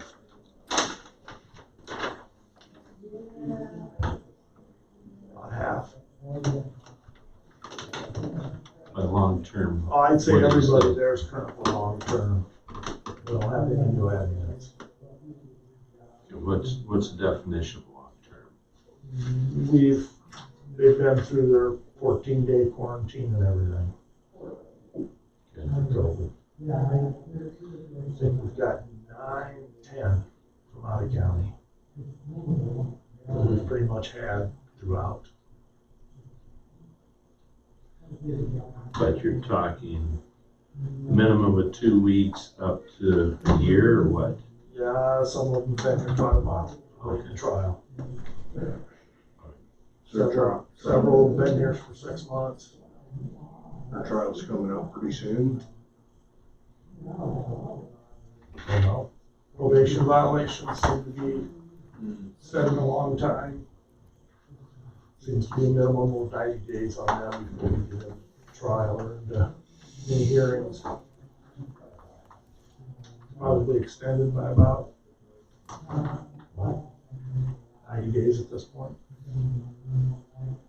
Imagine the COVID thing hasn't helped. It's slowed things down. We've got 5 that are looking at release in the next couple of weeks. At one point, we had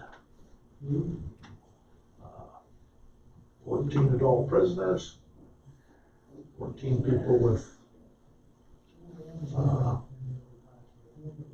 health services going, and 7 of them were of a serious nature. But we were at 100% population with mental health of the adults.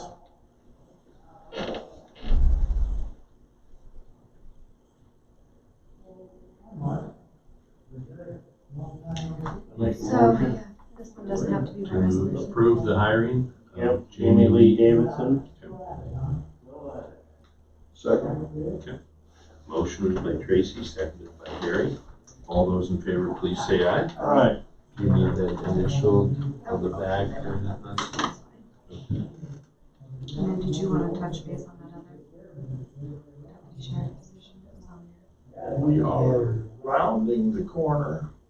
We're getting very close to getting the school resource position going with Benton Community Schools. We are looking at doing our civil service exam, which is set good for a year to get us a list going. One of the things we are exploring is we've noticed a lot of agencies are doing a lateral transfer where somebody's got up to X amount of years experience, they're transferring them into their current positions at that wage level. We're exploring that. I assume we would have to go to the Civil Service Commission with that. And then probably back to the union with that. Make sure they don't have a problem with it. And then finally okay with this board. We're exploring it. We'll see. It's quite expensive for the whole training ILEA. If we can bring somebody in who already has that basic training and move from there. Even if we're paying a little more to start, if they've got a few years' experience, we'll be saving money up front. Once they complete a program such as Hawkeye, are they certified and ready to roll? I mean, where They they are hire a then- graduate? If they have a degree from Hawkeye or a 4-year degree, they're eligible for what they call the level 2 or the short course, which instead of 16 weeks is cut down to 8 or 10. And that they can get, they hold those academies at Hawkeye. And that's a great cost savings too. Oh, yeah. Okay. So that's But still in the works, and I think that community schools are quite enthused. Yes, very enthused. We've been through the interview process there. We've got the person picked out. They're excited about it. Everybody's ready to go. We hoped to get a good jump on it this spring so we could kind of move into next fall already rolling, but we all know what happened there. You're gonna have them stationed at Van Horn then, the high school? Oh, the school district will have them move from building to building. And maybe they'll do a program in Atkins one morning. Generally, it'll be at the high school in the morning and the afternoon when they get out. But during the day, they may go to another location to do a program with one of the other buildings. I thought that's what you had said earlier. Then whose payroll is he gonna be on, Benton County's or Benton Community? It's a split. We're working through everything. So you'll come back with that. Hopefully on Tuesday. Because we are, let's just put it on. Give me all this stuff. We'll have the contract, we have the contract, it's being reviewed.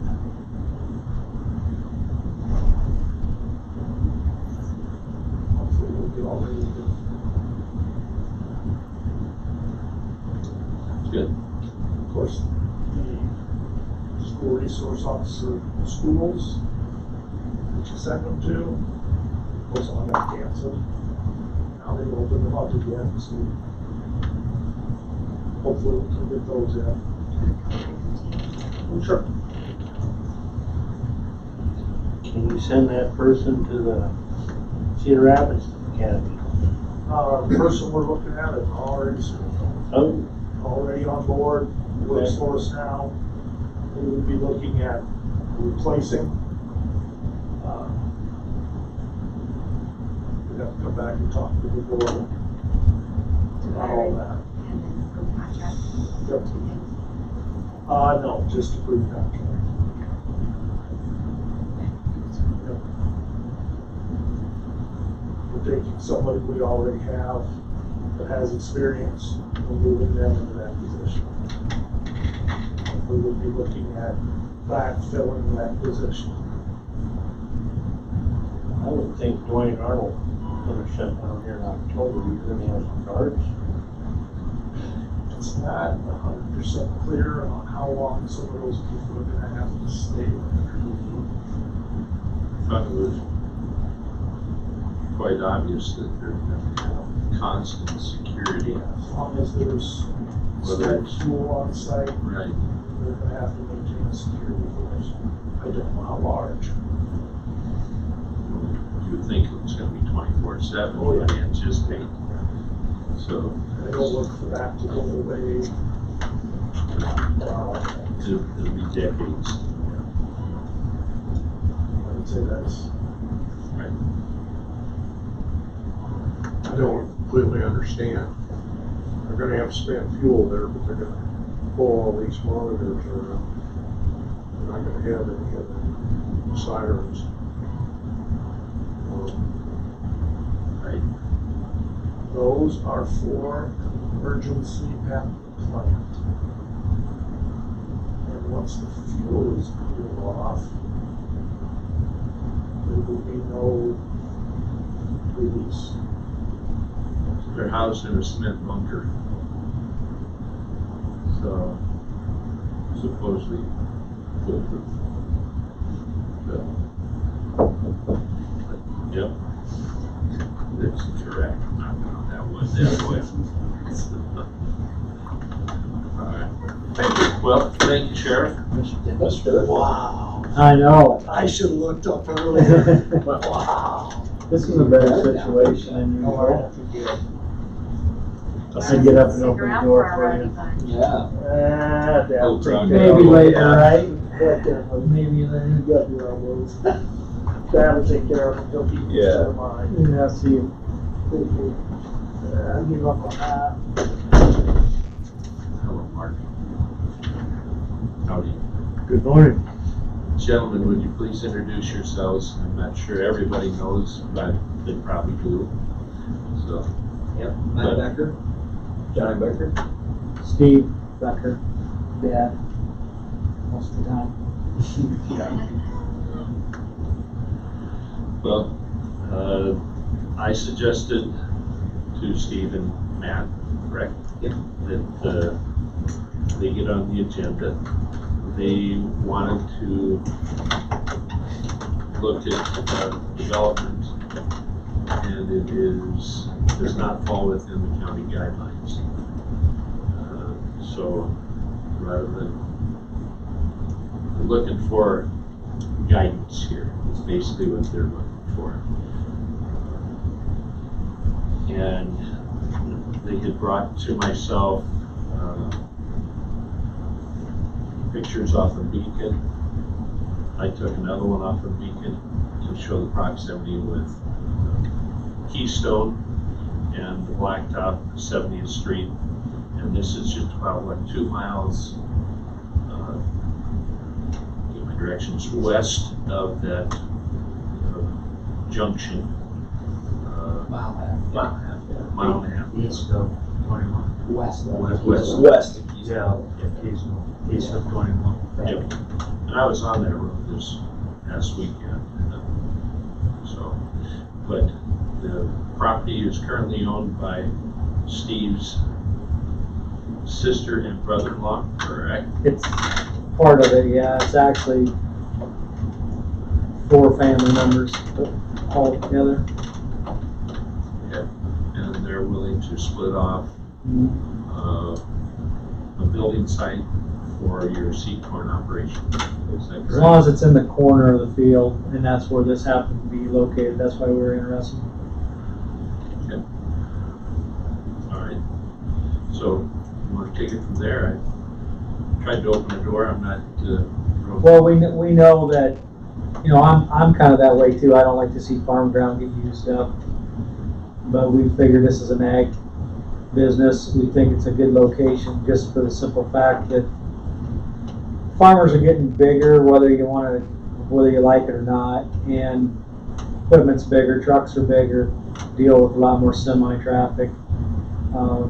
In town is where the current business is at that we're going to take over in another season, and we just feel like this is the place where it's going to cause, there's no houses close by. We talked to the closest neighbor, which is Denny Albers, and he has no problem with it. We just feel like it's more of a community fit, and being since ag, it's busy in the spring and then it just kind of dies off. If we do this, we're gonna give the Hennings family that owns it now first right of refusal to buy the property. If something ever happened, we back out of it, get out of it, or something, never know down the road, future-wise, what could happen. So that's why they were good with it, because they don't want to see just some other type of commercial business. They would definitely buy it back and use it as a storage shed. So, like I said, we're not trying to go busting in there and change rules and get a special treatment, but I think on this location for traffic, visibility, neighbors, and just general flow of traffic on that road, we just think in the long run it makes a lot more sense than trying to pound something in town and have to put up with neighbors complaining about noise at night and during the day, and that's kind of why. And Todd Hennings, my brother-in-law, he's pretty excited about it. They want to do test plots. It's going to be strictly ag, strictly seed business, nothing else. And Johnny just lives just up the road a couple miles, so it's going to work good for him for maintenance and maintaining. And as far as maintenance of the property, there's not going to be a bunch of junk. You can go by any of our properties. We don't operate that way. So that's about all I got to say. I mean, I called Mark's office, right away and got their ideas on it. And I'm not saying that they're right or wrong on any of the things or any things that you guys got to say. It's just that personally, we just think this would be the best fit for not just us, but the community in general. And that's why we're where we're at. And that's about all I got. You're currently involved in farming operations, though, isn't that correct? Yeah. Just not at this location. Right. Correct. Right. Although it's family. I got one more boy involved in this business and the farming thing, the youngest one. Somebody had to stay back and work today, so that's why he's not here. So what you're looking for is a variance. Is that what you would say, Mark, on the ordinance? Well, you can't give a variance in that regard. What would have to happen is that this would have to go before the Board of Adjustment. What's going on here is a couple of things. Obviously, it's an ag-related business, but by virtue of our ordinance and definitions, it's not an agricultural use. Agricultural use is production of food and fiber. This is a related agricultural business, yes, but agricultural businesses are classified as a non-agricultural use by definition in our ordinance. And it's all in there if you want to read it. Basically, I didn't bring it up for you guys, but I just came primarily to answer questions that you might have. That when I or Barbara's communicating to someone what the ordinance says, what we're telling you is that this is not an agricultural use by definition. So how is it dealt with? You have to apply for a land use change.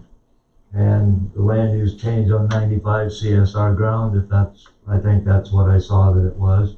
I hadn't spent a lot of time on it, but 95 CSR ground, you can't deal with that anyway to put up a non-ag use. The only way it could be done, and is what typically is happening, is guys are building buildings like this and having a seed corn operation out of it on existing farmsteads, primarily is where most of them are going. And with it being on an existing farmstead, somebody's already in that farm operation or whatnot. We haven't been paying attention to it particularly because it's on a pre-existing site. But on a site here where there's strictly bare ground, new non-ag use, it'd have to be reviewed and approved. Now, to get to your question, Rick, if somebody doesn't feel that my decision is correct as the administrator of the ordinance, they can appeal my decision, and appealing is to the Board of Adjustment. It doesn't go to the Board of Supervisors. The unfortunate part of all of that, though, is it's very similar to applying for a land use change at that point. You have to file a $500 filing fee, and we convene the Board of Adjustment, and then they have to hear the request. And historically, the first thing that's gonna happen on that is that they're gonna ask, what the circumstances of it, and of course I will report what the CSR of the site is. They might disagree with it or they might agree with it, but again, that is the process. It has to go to the Board of Adjustment to appeal the decision. You guys are there to decide whether or not uses can be permitted that are non-agricultural uses. And that, by definition, this is a non-ag use. Now, over the years, a lot of times when I'm questioned about this, people don't agree or they don't see it or whatever. The only example I can give is back at the very beginning when our land use ordinance was being put together in 1985, there was discussion, quite a bit of discussion about these differences of ag-related businesses. And the one example that was given here south of town at the time, there was a guy that was processing soybeans. And he asked the question, well, what if I moved my soybean processing to a place off of my farm? Well, that would be classified as a non-agricultural use because it's not production, it's processing. In this case, it's an ag-related business, but it's not production of food and fiber, so it is a non-ag use. So the soybean processing thing is one of the examples that I give the difference. If you're producing food and fiber on the ground, it's exempt. If you're not, it's not exempt. That's the way our ordinance is structured. Good, bad, or indifferent, that's what it is and has been. And you're doing as the ordinance mandates. Obviously, it's nothing personal or. Nope, trying to be your very opinion consistent is with making the call. Correct. And it's a difficult call sometimes, because I get it, it is ag-related. Now, in another situation, just for understanding, our county did make some changes to our existing land use ordinance to allow for existing ag-related businesses to expand. And the best example I can give you of that is what happened with Lynn Co-op, east of Newhall. They were there prior to the inception of our ordinance, and they decided that they would like to expand. Well, expanding was going on very good ground. And the supervisors at the time felt that a business that existed like that should have the opportunity to expand. So we amended the ordinance to allow for that to happen. So irregardless of CSR, an existing business could obtain additional parcel and build on that parcel without having to have land use approval. But for a new business, that's not the case. So, Well, wouldn't we be technically expanding our business? not if you were on an existing site, Steve. Yeah, I would say yes, but not onto a new site that's totally not developed. I was just wondering because, like in that case, Lynn County Co-op had an existing site, and then they took the fence out and went on the new site that was farm ground, and we have two sites, one in Belle Plaine, one in Blairstown, and even though it's not like right next door, we're expanding our business. It looks like The idea was that it was going to be contiguous, that they wanted to obtain additional lot or parcel, I believe is the language that I have in there, that I have this lot here and I'm just expanding it from that existing lot, not moving it to another section of the county. How does that work with their Blairstown location when they just purchased that? That was a purchase after that ordinance was already put into effect. They purchased the additional ground, but the first part of it was already there, if I'm not mistaken, north of town there. Right, but it wasn't theirs when the ordinance was in effect. That's what I guess the question is. Yeah, from like a grandfather standpoint. If it's grandfathered in, they didn't own the Blairstown one to be grandfathered in. They owned the Newhall location, but not the Blairstown location. They bought the Blairstown location when this ordinance was already in effect, so how did they get away with buying adjoining ground? Technically, they weren't grandfathered in, because they bought that from Heartland. I don't know if I guess I can answer that right off, because I thought that was there prior to the inception of the ordinance. it was, but it was owned by somebody else. But the facility was located there on the ground. Correct. Yeah. But it wasn't by Lynn County. It was by somebody else. Yeah, but the idea was that the business itself could expand. It didn't necessarily apply to the owner, would be my answer to that. So, let's say these guys wanna go ahead and do this, and, what hoops do they gotta jump through, or what's gotta be done? I mean, Go to the Board of Adjustments is what they do, isn't that correct? If indeed the parcel is going to be less than what meets the definition of a farm, then yeah, that would be the approach. The other alternative, albeit maybe not a great alternative, but could there be a farm exemption granted where there's enough ground available so that a person would have 22 acres, that could be a farm? It's not an option. Not an option. Okay. 3 acres is max, and we only want half of that. You know, this seems like the chicken and egg scenario. You know, it really does. How do you have corn if you don't have seed corn? So, you know, it just. I mean, part of the parcel is gonna be used as fiber. There is gonna be corn planted on part of Yeah, the we're gonna have parcel. test plots on it if that counts. I mean, those are production acres technically. Hennings are gonna harvest that and it's gonna go in their bed and it's gonna go to ADM. How big is the parcel going to be? Between 1.5 and 3 acres is what Okay. Todd would like to see. I thought I'd heard 1.5.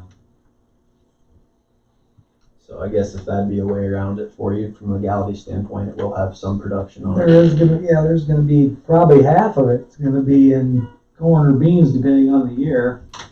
He's gonna plant. We're not taking the whole thing. It's just, we're probably gonna arrive, and he would like to just do 2 acres even, but we just left that open to him, but he wants to plant our plots every year on there, and they could put up a building there,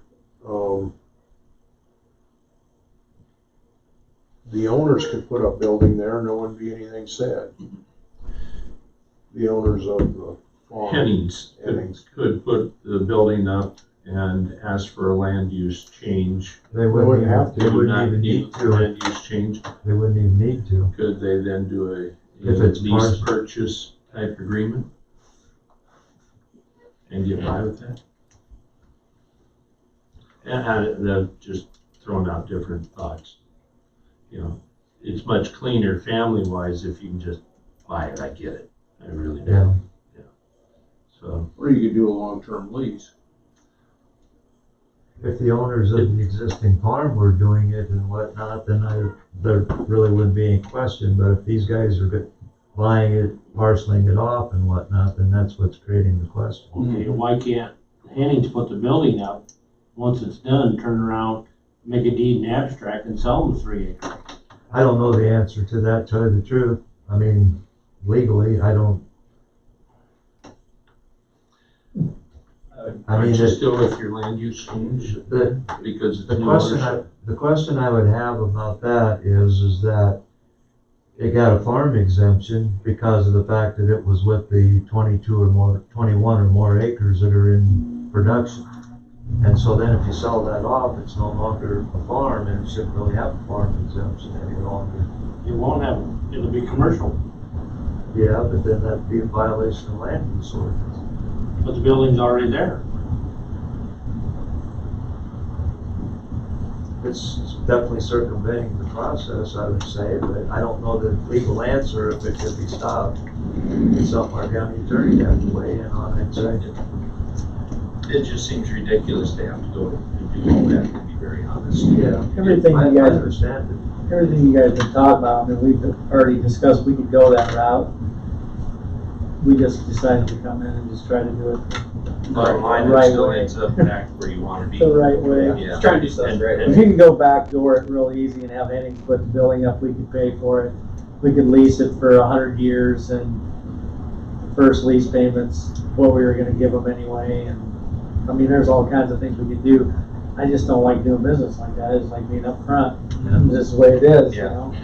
As I say, it just seems, If that's what we gotta do, Simplest we're gonna do it. I'm just gonna take your head, no, that's what's gonna happen. Don't want anybody to think we're trying to pull something funny. We're not, but it just makes common sense. Well, I think you guys know where I stand. I've always stood. So, you know, thrown in your court, what should they do? Well, that next step you were talking about, Mark, with the board, how long does that take to go before that usually? And then they're, basically, if I understood you right, they're just gonna turn it down anyway, because of the way the law, or what the ordinance reads, correct? I couldn't guarantee that, Steve, but yeah, my gut feeling is they would turn it down because their job is to uphold the ordinance as well, just as mine is. Right. You know, I mean, I'm Right. telling you what the ordinance says, Right. doesn't mean I Yeah, I agree with get every that. phrase that's in it, but that's what my job is, I have to tell you what it says, and Yeah. that's what I would tell the Board of Adjustment, and then they'd have to rule on it. Well, I'd like to think that if we gave them the blessing to go to the Board of Adjustments to go through this, that they would take that into account, that, you know, we're more in favor of that, but, you know, I don't know. Depends on the board. Well, we know where we're at. Well, What I guess I would say about that, for fear of some repercussion, but what I would say about that is that's kind of politicizing the process. But having said that, obviously, you could do whatever you wanted to as far as giving a blessing, but the bottom line is that the ordinance, as it is written, is supposed to be upheld by whomever it is that's in a position of authority to deal with it. That's what my job is, your job, and their job. If we go back over this all the time, if we don't like the ordinance, then we should change it. I don't have any recourse to do anything but tell these guys or anybody else that calls me, that's what that ordinance Right. says.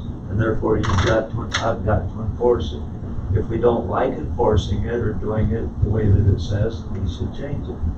That's simple as that. And so you don't have to do a backdoor move or whatever, you know, it should be addressed. But there's certain things that people want that are very good about it, and there's certain things that they don't like about it and whatnot. And so that's where it comes down to, you gotta decide what would you wanna change, if you're wanting to change it. Well, I said it before, and I'll say it again. We gotta go at this thing with our eyes open, because the economy is changing. This COVID thing has changed the country. You know, don't know if it's affected you guys, but it sure has affected my business. You know, out of all the trucks I've got, I have one running today, one load, and it's in direct response to the COVID virus. You know, that changes the income to my drivers, their ability to purchase goods, pay sales tax, pay their property tax, etc. And I'm just one piddly-ass little company. So, you know. Well, I just wanna say one thing, I don't hold any personal, I mean, you guys are doing your job, and Mark's doing his job, and that's just the way it is, and like I said, we just probably come check it out, and we'll get something figured out. Cause I probably won't go before that board, because they're just gonna have to do the same thing, just like Mark said, if that's the law, that's the law, ordinance, that's what it is. And we'll see what we can get figured out, and what we can work out with annexes, and go from there. It's just kind of like walking a tightrope when you're handing people your money and you're hoping they do what they say. But you're not the only one that has been discouraged in this county, very honestly. Yeah. And I think Mark will attest to that, you know, that others have been turned down, wanted to do things in the county. But on the other hand, I can remember one time the old man had somebody wanted to put basically a trailer house and a little mini salvage business right across the road, and that ordinance kept that from happening. So they are, as like Mark said, there's good, but there's got to be some kind of way to ease it up at your discretion. I think that's what they're missing. Mark, I don't understand why they're not classified as agriculture. It's agriculture related. The definition of agricultural use is production of food and fiber. That's the key words in that statement. Obviously, there's more to it, but that's the key words. Anything that's production of food and fiber is an ag use. Non-ag uses are all of the other things, ag-related businesses, like a grain elevator, for example, the seed corn business is. If it was going on a farm in conjunction with a farm, like I said, I don't even make that call, I don't even think about it, but taking an acre and a half or 3-acre parcel that does not meet the definition of a farm at all, what else can I call it but a non-ag use, because that's what it's defined as. How many acres does it have to take to classify as an ag use? Like if we have, like if you have the plots and stuff there, what does it take to, I mean, Wouldn't that be a Definition of a farm. that's what I mean. Wouldn't that be a The farm? definition of a farm is 21 or more acres used in commercial production of a farm product. See, that's the rub, that's what I said, unless, you can get more ground purchase, so to speak, then, you might meet that definition and there's no questions asked. You could build a farm home on it, you could build this farm, whatever on it, it's a farm. But right now it's not. It would be classified You as. can put a hog confinement on there easier than what they're trying to do. You can, and I've certainly heard that. Yeah. I've been, that criticism's been shot at me a million times. Well, I don't want to burn any more of your day. We just kind of know where we're at here. We'll go visit what Hennings is a little bit and go from there. Maybe do something completely different before it's over. I don't know. We'll see. At least we know where we're at. So, thanks for your time, you guys. Thanks for coming up, guys. Thank you. Thank you. Good to see you. Good morning, Myron. Morning. Good to see you. Thanks for coming up, Myron. You bet. Practice on my social distance and decided it was easier today than at first. I remember it's good.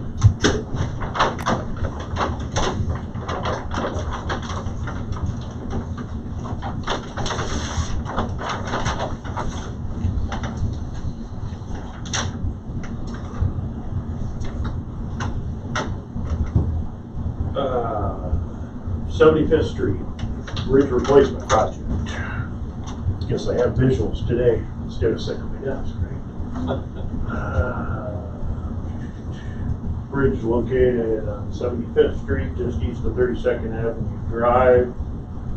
Started working on that about 6 years ago, I think, to replace that concrete bridge with a box culvert. Originally, we drew up the plans, it was gonna take some additional right of way on the north side of the road as well on the south side of the road. The north side that we were gonna acquire was very minimal, and after tweaking the design a little bit, we didn't need anything from there. If you've ever driven that segment of the road, there's a little bit of a curve to the road, it's not straight east and west, it curves a little bit to the north. With the right of way, the road was originally established on the section line according to the records across the hallway, when the surveyor was doing some research. So along with that and tweaking, we didn't need to buy anything from the north property owner. We were working with the south property owner. Wasn't overly excited about the project years ago, isn't overly excited about it right now, but is willing to move forward and let it happen. I had pressed for time with other things, had hired a land acquisition company to help with that earlier this year. That family unfortunately had some injuries, and one of the family members with some rehab needed to do that away from the home, so they were away from the house for a while, and that's why we weren't getting any contact with them. I thought something else was going on, but that's what was happening. But here in late May, they have agreed to move forward with the project based on land sales that they had researched. The timber, pasture, floodable floodplain area, about $4,800 an acre is what that came out to for that ground. Just shy of a half acre is what we were needing to buy from them for a permanent easement, and about a fourth of an acre for temporary easement. So $2,425 total for both temporary and permanent acre dollars for the temporary and permanent easement from Kent and Jolene Croft. Is what I've got is the purchase agreement here, and I think, since Grand Land Acquisition was taking care of it, we just need the chair's signature and the notary. That's $24.25, you said? $2,425 even.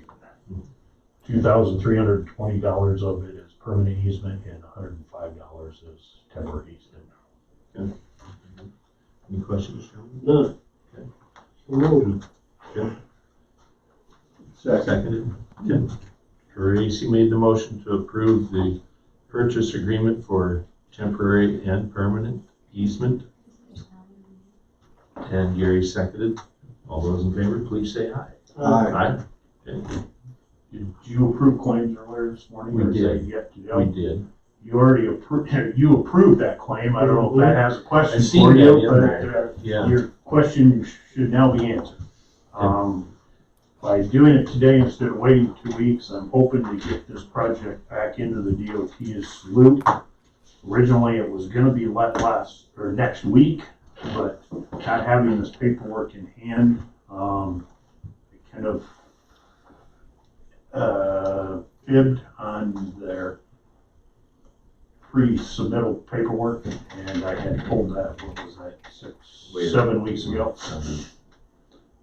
So I know it's gonna be a couple months here yet to get it back in the cycle, but I wanted to get that going sooner than later. Start this fall then, you think? I think so. Okay. I know about a month ago, I was talking with one contractor that was indicating that spring had been so kind that they were way ahead of schedule. Actually, I was talking to a city council member from Fairfax yesterday, and they're telling me that, she was telling me that the project on 151 that's all going on between Cedar Rapids and Fairfax is ahead of schedule. It's Right ahead? now, ahead of schedule.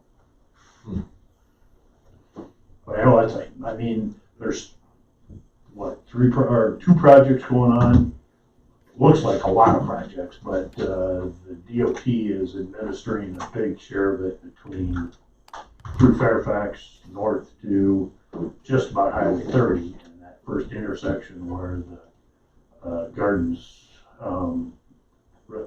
assisted living, long-term care, as well as that Phillips 66 is a Cedar Rapids roundabout project. So you got 2 different entities doing 2 different projects that mess with things, but that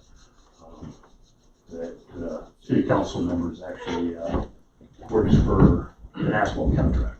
And she was telling me yesterday that all the information they've gotten is that they're saying they're actually ahead of schedule based on where they thought they were going to be. So I'm like, okay, I know spring has been kind, whether or not the year holds out that way and whether other people are putting work together right now like I am, but I sometimes get lucky and find a span in a year where more than one contractor is interested in doing some work, and Benton County benefits on that on nice bid price and usually quality contractors.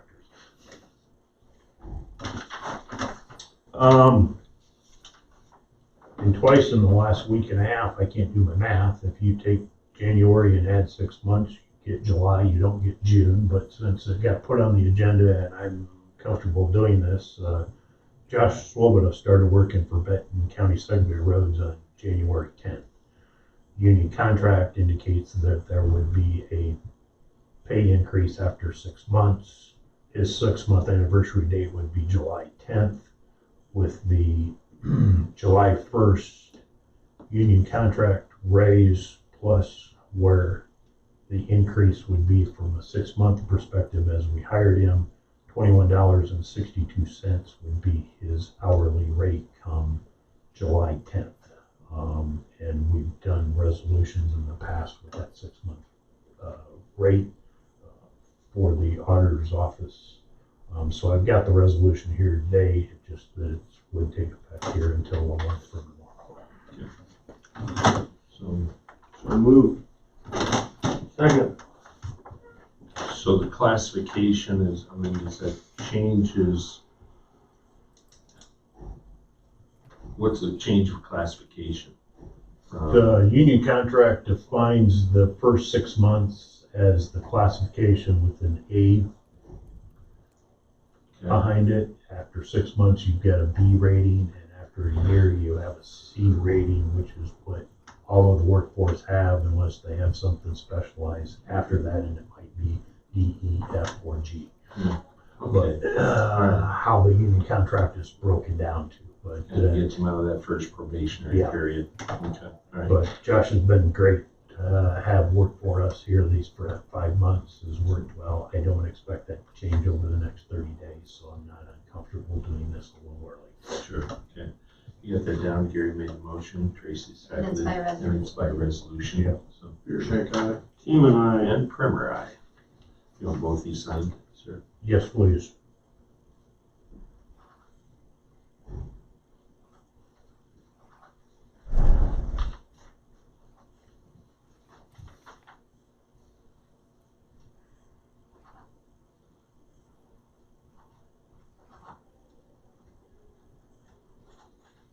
There you go.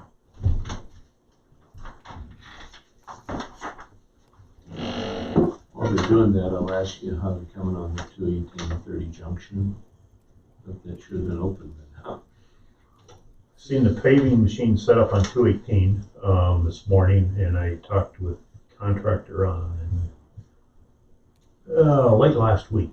I think they had everything done on 30 paved at that point. They were, well, mainline, they were laying shoulder base rock out. They still got a 4-foot shoulder to pave on Highway 30, plus the tie-ins up on 218. Like I say, I happened to drive through that this morning on the way to work, and I seen the concrete laydown machines sitting up on 218. So, In the near future, hopefully. Huh? yeah, progressing fairly decently, I think, you know. Certainly today's weather is not gonna be conducive to that. Yeah, it's been raining since, I don't know, 9:30, 10 o'clock. It's been pretty light at the moment. I don't know if it's gonna due to get heavier, and say whether it's gonna get heavy before you guys get out of the courthouse, and myself included yet, this morning or not. But I know One of the guys for the state told me they're estimating in July. Is what he told me. Riding along, meeting with the DOT, just listening. They're gonna put a fence around the cemetery there at the 218-30 junction. And the township trustees are the ones that are in charge of that. In charge of making sure it's in the correct spot, you mean? Well, putting the fence up there. I mean, Oh, really? the state hires somebody to do it, Okay. and the state's gonna pay, they're squawking about it, because the fence originally wasn't that big, it was just for around the cemetery. Well, you probably remember it, it used to be, they call it the bean pot, used to be there, and it burnt down in the 60s. Okay, and then somehow or another, what I was told, whether it's fact or not, that ground more or less was given to the cemetery. And, Well, the bean pot ground was given to the cemetery. yeah. So, So they want the fence around the entire property. yes. 'Cause I mean, the cemetery, the township trustee's been paying the neighbor to mow the grass.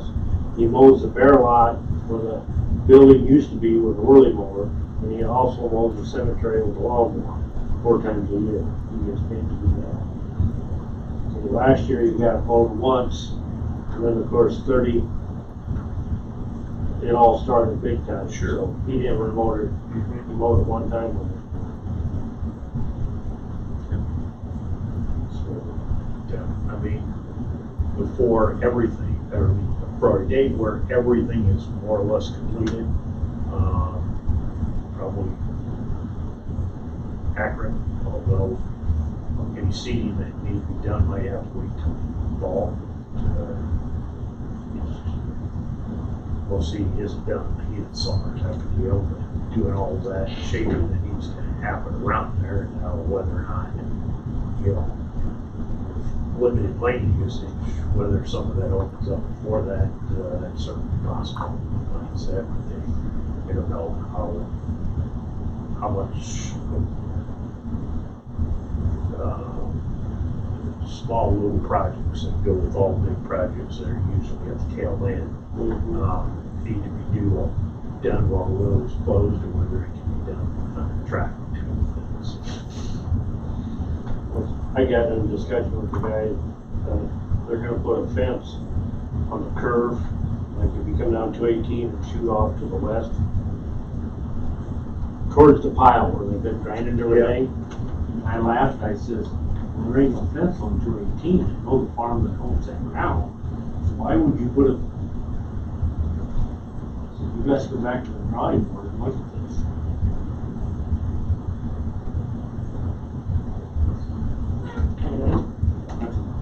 I know there's a lot of signs that go up after this is done too, that are going to take multiple days with, you know, 4-lane signage, do not enters, things along those lines. And we get a whole plan set that's 10 pages long, and signs that are part of that project too. Powashik Water is requesting to bore under 18th Avenue. This would be in Leroy Township, going south on the dead end, right about the half-mile point, south of 78th Street, or their water line is on the west side of the road, or the east side, that new home sounds like it's going up there. And we approved the land use change there a little bit ago, a few weeks ago. I was assuming that was the case. Yep. Do I get a motion to approve that? So moved. Yes. Second. Yeah. Tracy made the motion, Gary seconded to approve the utility permit from Powashik Water Association. All those in favor, please say aye. Aye. Aye.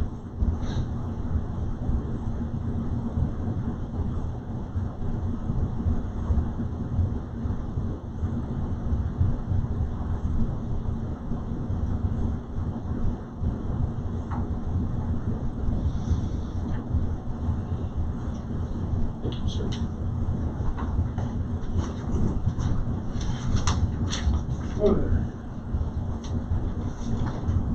East Central Iowa RDC has a utility permit request, likewise for under the road, different location. In this case, we're up in Harrison Township, section 35, 27th Avenue Drive,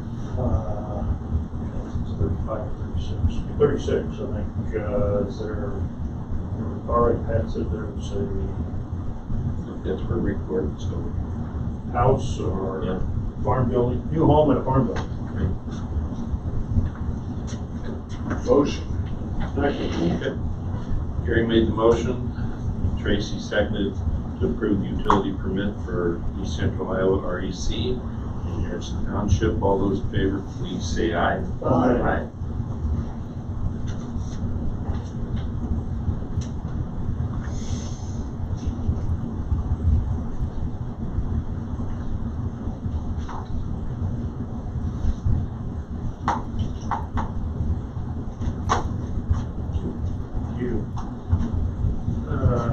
CenturyLink is requesting more under the road on 61st Street Trail in Benton Township, here in section 32.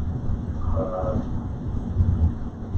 think it's the same exact location a few weeks ago, published for REC needed to do the same thing for a new home. It's on that diagram.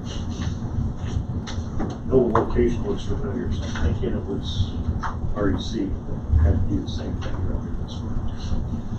Get a motion to approve that for CenturyLink.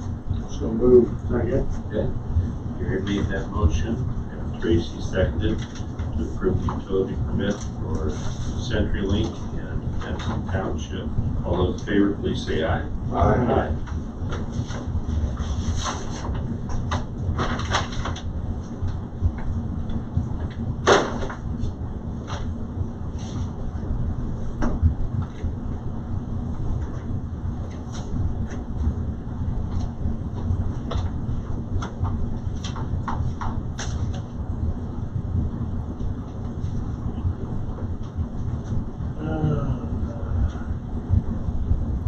title sheets, plans, we've talked, for starters, back a while back, there were 4 projects that Benton County had secured some special federal money on that were going to be bundled together with a Johnson County project. We got one of those plan sets in the mailbox yesterday before agenda period of time. I got 2 more later on in the day. The first of the 4 that I'm going to present to you, which I have in my hand today, is the one on 24th Avenue Drive, just north of almost curve, a mile and a half, right here in section 21 of Harrison, to replace that, I think it's a 150-foot long bridge with a 209-foot by 30-foot bridge. And so we need the board signature and title sheet that will be submitted. So we're shooting for the month of October to let these 5 projects, our 4 Johnson counties, been working on driveway acquisition with these property owners. Out for bids in October, started in October. Out for bids on October. They'd be opened up at the DOT's October wedding. Okay. So likely, I know one of them's on pavement, but most likely you're talking next month. Okay. So moved. Second.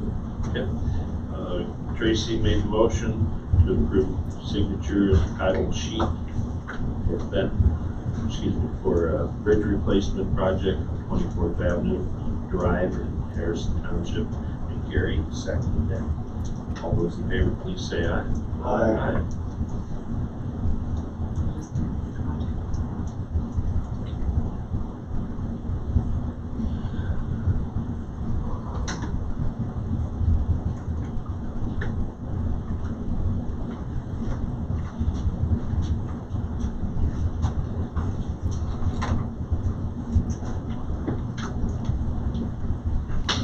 For your reading sometime. You don't have to read it today. We've talked about this in the past, but I don't know if I ever gave you a copy of that letter. But about 2 years ago, 2 years in February, based on the old title sheet, I had come in here for a bridge replacement with a twin box culvert design, west Mount Auburn, between 17 and 20 Cedar Township. That particular bridge could be replaced with a twin box culvert. Property owners on the north and property owners on the south need to buy a little extra permanent right of way as well as temporary to go with it. Went out there 2 years ago in the spring, staked it out, and showed the property owners how that project was going to be impacted. One of the north had no problem. Is actually under a land management team, so they had questions about the value of the land. Did some more research, and based on some of their land sales, the property owner on the south is of the belief that a bridge is the only option at this location, and that anything but a bridge is unacceptable. It has been more or less their response. That letter that you have in front of you was put together by the consultant, put the design together on how designs work and what's all looked at. The property owner has been offered that letter more than once, I believe, and as of last week or 2 weeks ago, their stance is still that the box culvert is inferior to the bridge, and we're not really interested in this project. Okay. I'd like to go from there. I'd like to keep pursuing this project, as that bridge isn't gonna fix itself. It's gonna need to be replaced. It doesn't have a weight restriction on it right now, but due to the type that it is and the age that it is, it wouldn't surprise me that a weight limit would be a recommendation here in the near future based on routine inspections, that we continue to move forward with replacing that. The twin box culvert has been reviewed, has been designed by a very reputable consulting firm in Iowa, been reviewed by the DNR, has been reviewed by the DOT, and it meets all of the criteria that needs to be met in order for design. Because the bridge plans are a couple years old, DOT has requested that the title sheet get updated. And so what I have today is a title sheet for updating, but still using that design that we had developed 2 years ago, and we're moving forward. At the time we were looking at the design, a bridge was also considered, but based on the criteria that's required with bridges, the elevation of the road would have needed to be raised slightly where that bridge is, so you would have ended up having longer pavement approaches because you would have needed to design that rise in pavement elevation for highway speeds, and you would have had a larger footprint, a bigger segment of pavement to remove. At the time, the consultant was estimating probably a $75,000 added increase in cost, doing comparisons between the box culvert design and bridge. Box basically is open on the pavement surface, where if you've got a bridge, you've got the railings on the side and the guardrail there. The way that's open up there, and when the wind blows in the wintertime, it's just an area where snow likes to collect more rapidly than it does elsewhere, that the box culvert would actually have some maintenance savings, particularly in the winter. And so I directed them to continue moving in the 20 box culvert range. I say all this because unless we can voluntarily convince the property owner that the box culvert makes sense to them also, I think condemnation is a possibility, you know, if they don't want to pursue this voluntarily, and we want to continue, we being Benton County, that might be the only option left. What's the property owner want, then a bridge again? Yes. A bridge. So what's he gonna want after the bridge goes bad?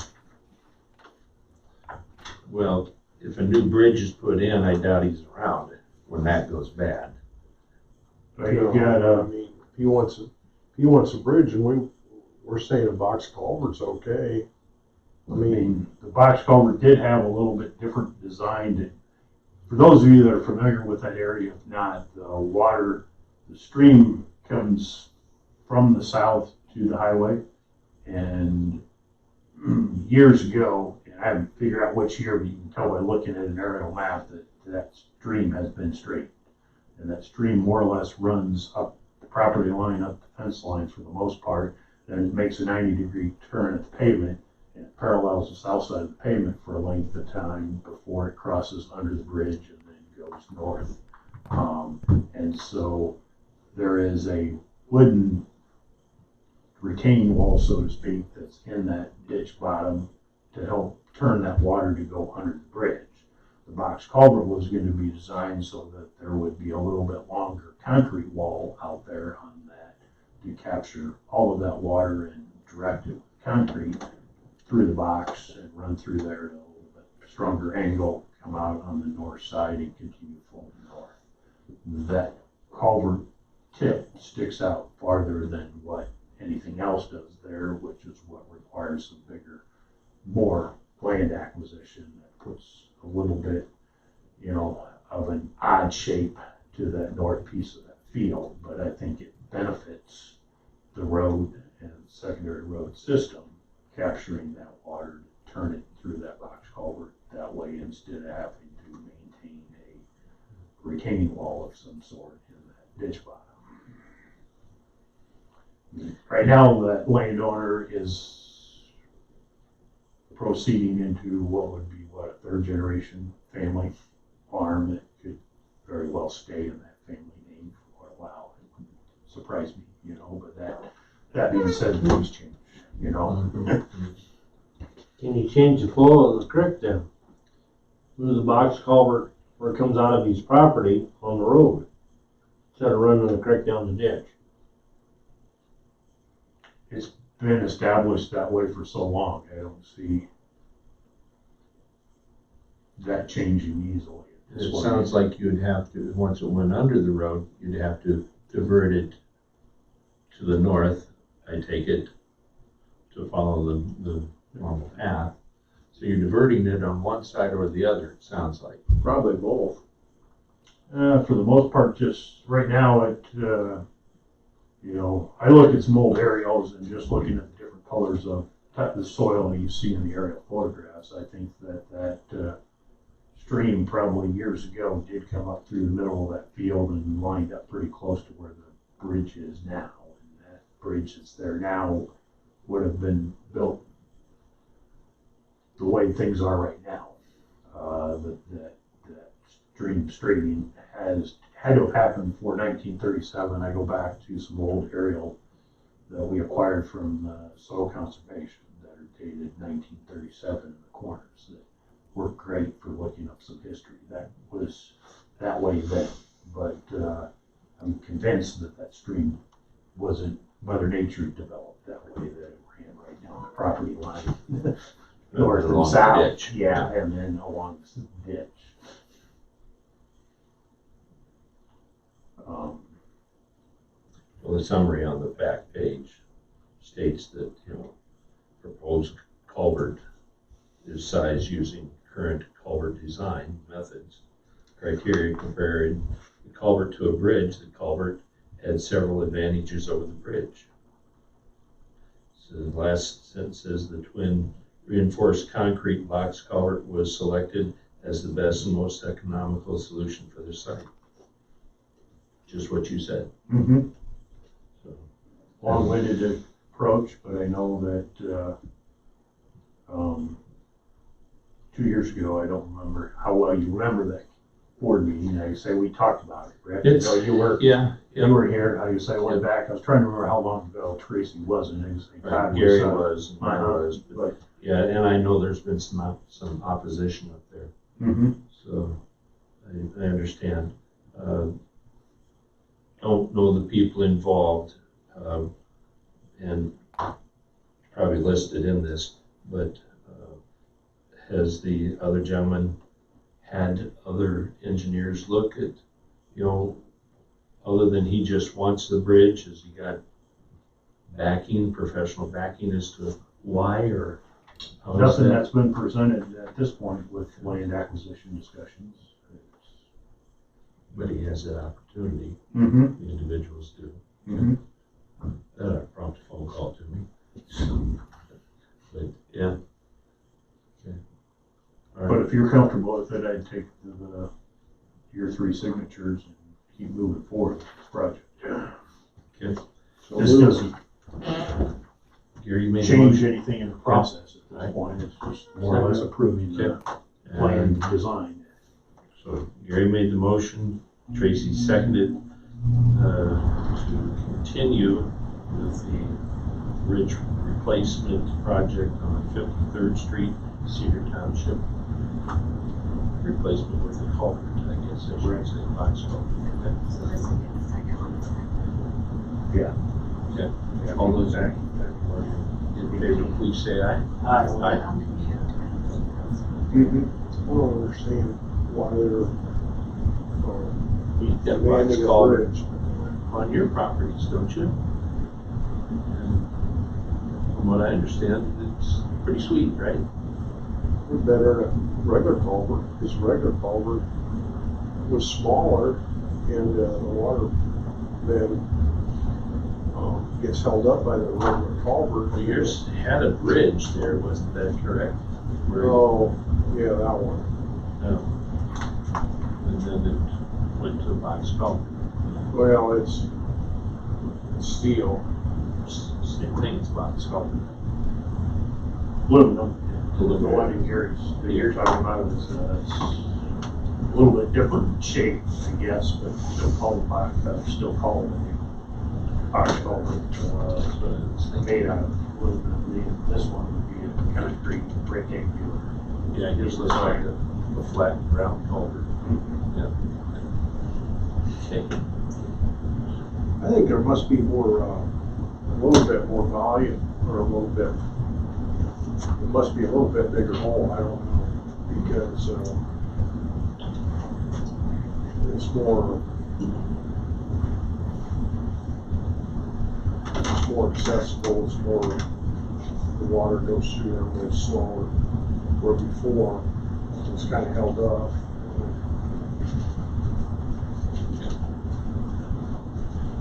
Anything else, Myron? That's all I had for agenda items. Like I mentioned the first title sheet. I will have 2 other title sheets for you at least, probably next Tuesday from here. There is,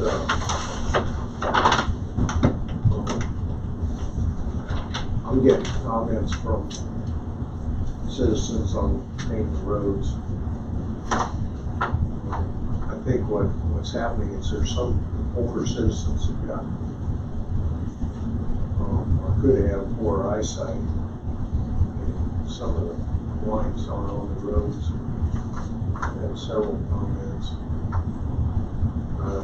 Are you painting the roads at this time? Hopefully here shortly. And the same person that is on Fairfax City Council is the one that takes care of the painting schedule for Delaware Felony that's doing some painting. And whatever Felony's got their own crew that needs paint, that gets tough calling. They had hoped to be back painting last week. Depending on how this rain does, hoping that maybe the end of this week, for sure the next week she'll be back being finished up with what painting we didn't get done last fall. And, once she got started, she was hoping that she could keep the truck committed to doing everything in Benton County before the project popped back up. But not all of the asphalt crews keep her informed as to where they're at. A lot of times she'll get the call at 5:30 at night and says we gotta have something painted. And obviously their paint truck is going to take first calling on their jobs, and it's the second. I understand that. Just, the weather, like I mentioned earlier, has been pretty kind in the spring, but getting a bunch of other things done. But anytime the surface gets a little damp like this, painting is not an option. But little dampness like this, and some of those guys that are working outdoors aren't impacted, and they keep working. Are those same pictures you sent me, or some of them? Okay, I sent you an email with the pictures. That's these. And I brought them so make sure everybody got to see them. And then Tracy had taken some photos of. When was that put in? You know, Tracy? The outlet in the ditch, Year and a half ago. and that's The widening of the driveway. So what you're referring to this one. that one, yeah. I don't know. I can find out. I know we put it in. One's the eastbound, is what I was told. The other one's the gray one. At this point in time, I would imagine that it's legal. Not debating that.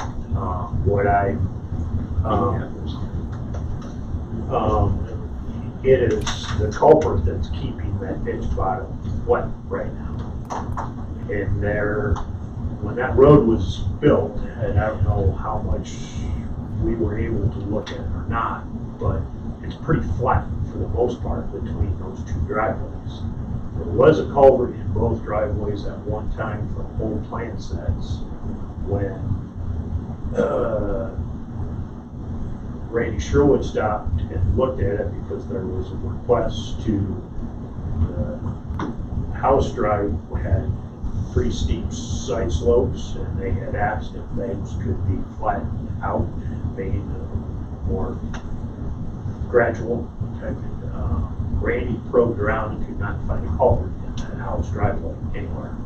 Now, whether he missed a spot or the old set of plans I found talked about a really 20-foot pipe, and whether that got hit. DOT used to require 18 inches of minimum. So in most cases, you usually see a little bit like you see on the driveway culvert type. Randy had stopped, and I don't know if he stopped talking to him in person or if he did it on the phone, but had offered to bring some dirt in to flatten the slope of the house driveway, and we dug out on the north side of the field entrance a little bit to help with the output. The job ticket had requested to bring some more dirt in and try to fill that in off of the house driveway and try to help direct the water north. Somehow the guys didn't read that part of it. It didn't get done at the time. Didn't know that until earlier this spring. It's been wet this spring. We've been doing dust control. And it's going to require more people, more equipment, just because of what has been asked, and some I agreed to at this point. The property owner getting it done yesterday isn't quick enough at this point, and I would argue that the accusations that the property owner has made about an employee of mine, I find pretty much 100% false. And so we're going to get this done, but don't tell me to do it today, don't tell me to do it yesterday, don't tell me to do it tomorrow. It'll get it done pretty quick. Well, it's going to have to dry back out because we're getting more water.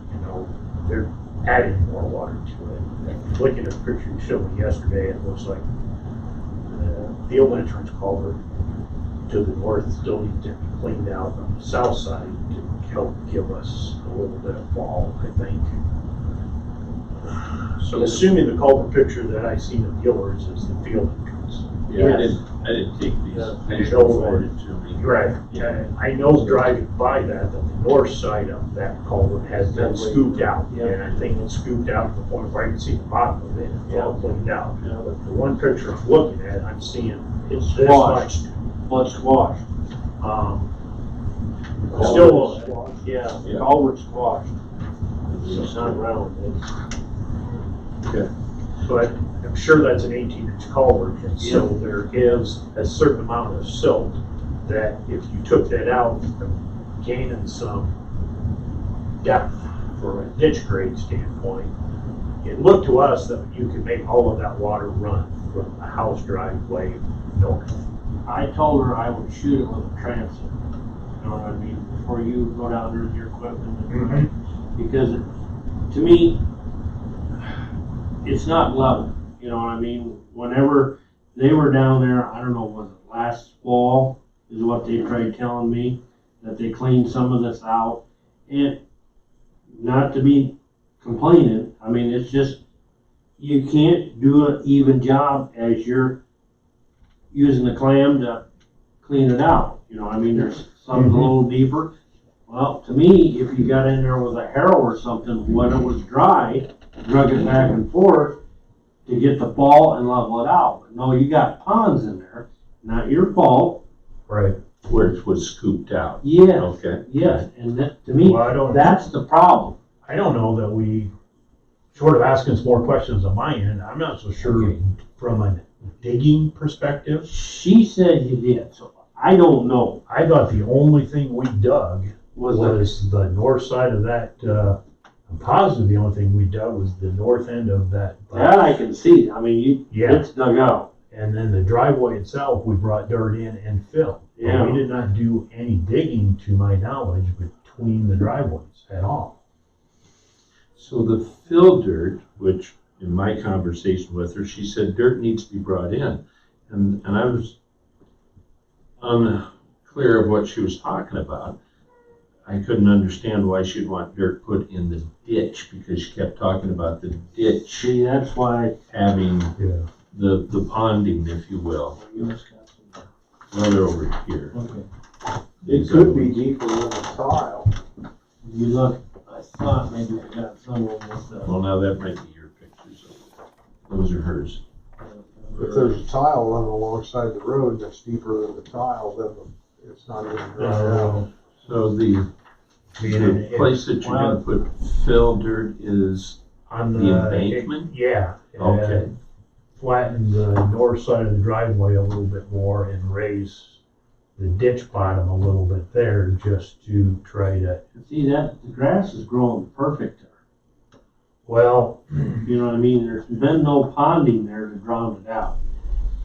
I'll check now today when I get back, cause she was hounding me to stop back when we get rain, so I will. Driving by that multiple times, and having looked at the plans, I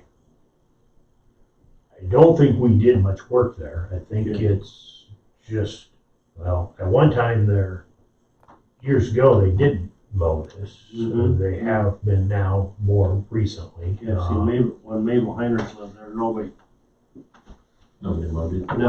So what, see that. you're right near the, They purchased it. They'll Young keep it couple. mowed.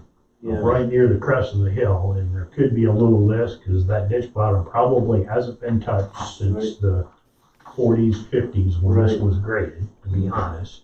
When I looked at what was designed for that ditch bottom, it was virtually flat for 200 feet between these driveways, and not till you get closer to this driveway that's been put in later than the house itself, do you start getting fall. And so it has silted in some, which is making it all flat. And if you've got downspouts that are hooked up to one of those outlets in the ditch, every time it rains with any magnitude, you are just making that ditch bottom wet. And it, with ground elevations, you know, I say flat because there was 2/10 difference between that, two elevations, multiple elevations in 200 feet. And you're gonna get ponding water with that minimal grade. Well, and if that one of those tubes is gray water, as you indicated, that ditch is never gonna get dry. I mean, that's wash machines, that's dishwater, Mhm. you know, so I mean, it's never gonna be dry. If you've got a family household versus a couple or a single person, you've got more likelihood of gray water use. Say east-spout is going to be Mother Nature driven. But what we did down there, I think, was just with telescope shaping, you know, type of deal. I don't know for sure, you know, in order to do what has been semi-agreed to. I say semi because my understanding was to clean the end of the field entrance culvert and flatten the driveway, which is what was done. But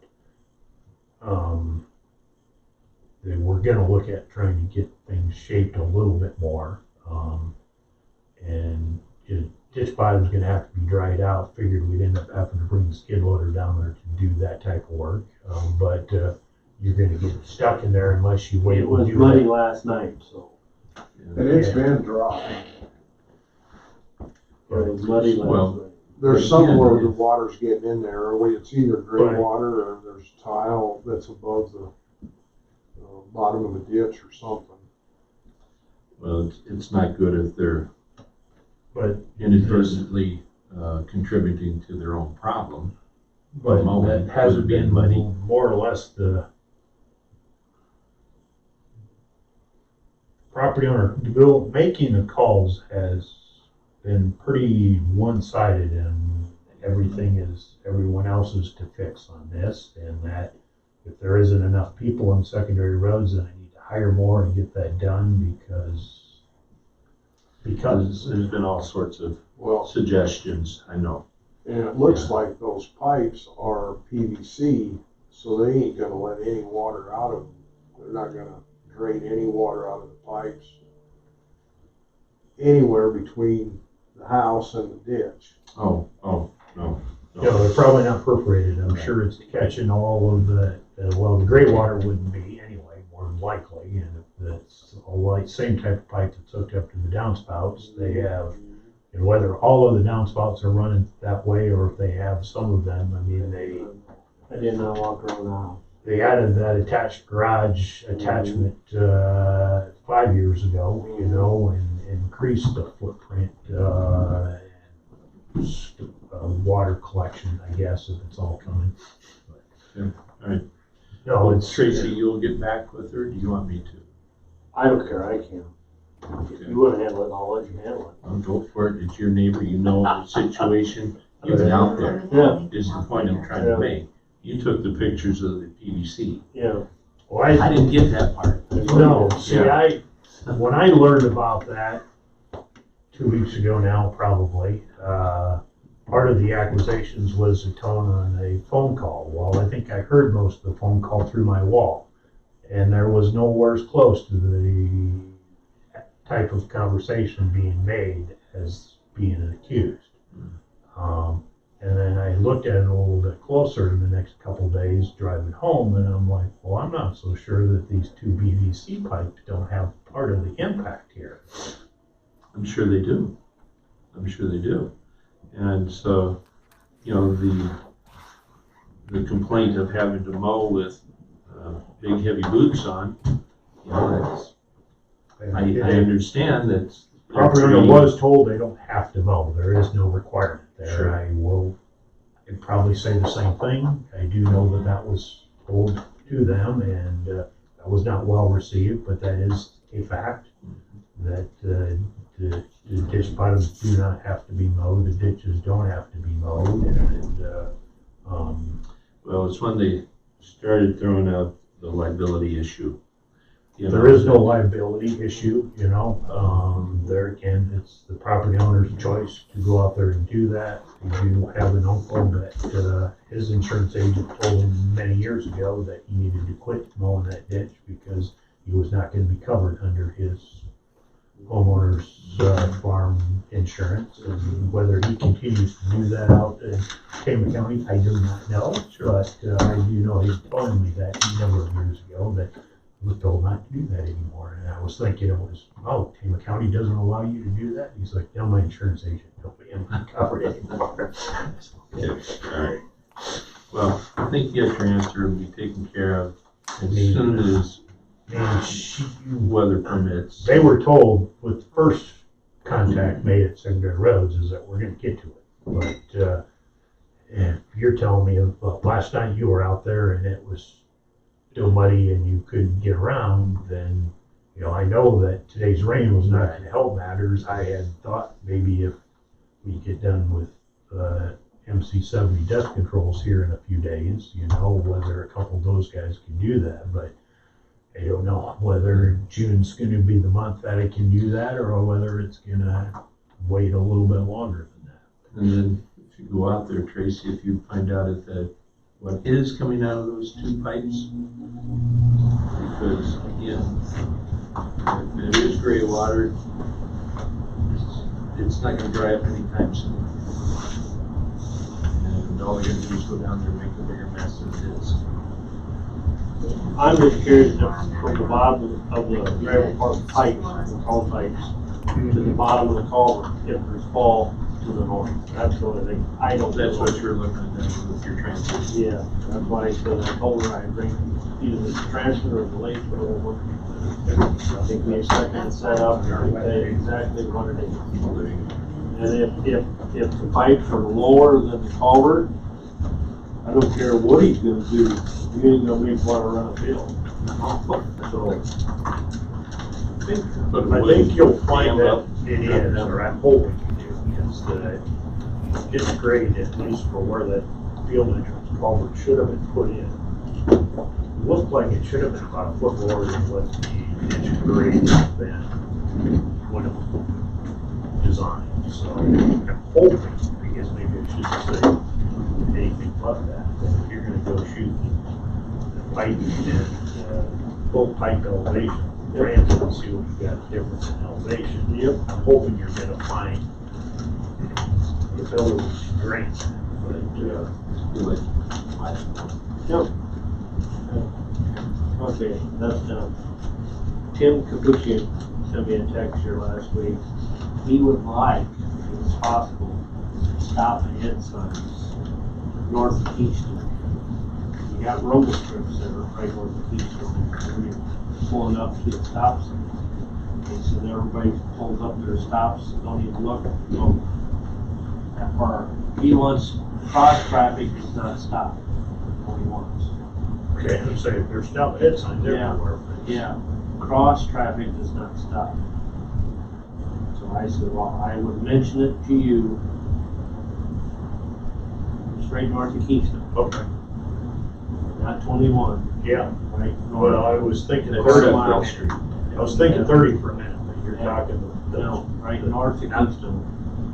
paved intersection, just north of Houston. There is a little bit of, isn't there kind of a knoll there or something?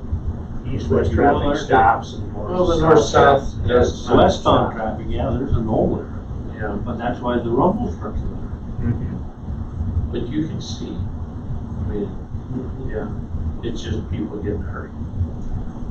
A sign isn't gonna fix the problems, right? But it isn't gonna hurt the problem either, so. I just thought if you got them on hand, We might, because I know I have those in a few other places. that was one note.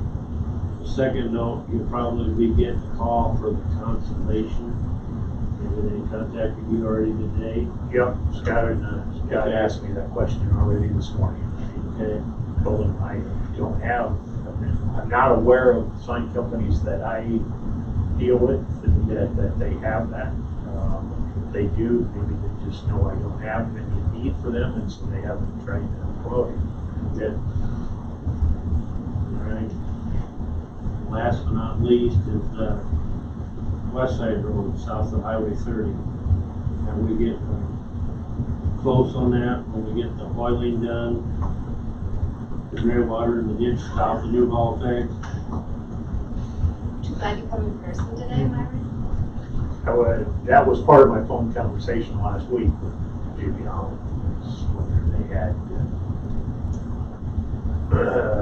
were we still on track with using some of that ground up asphalt? Yeah. He asked me how much I wanted, and shot me a price delivered. I said, well, what if I hold myself? He said, we talked to my superior, get back to you, and I haven't heard back from him.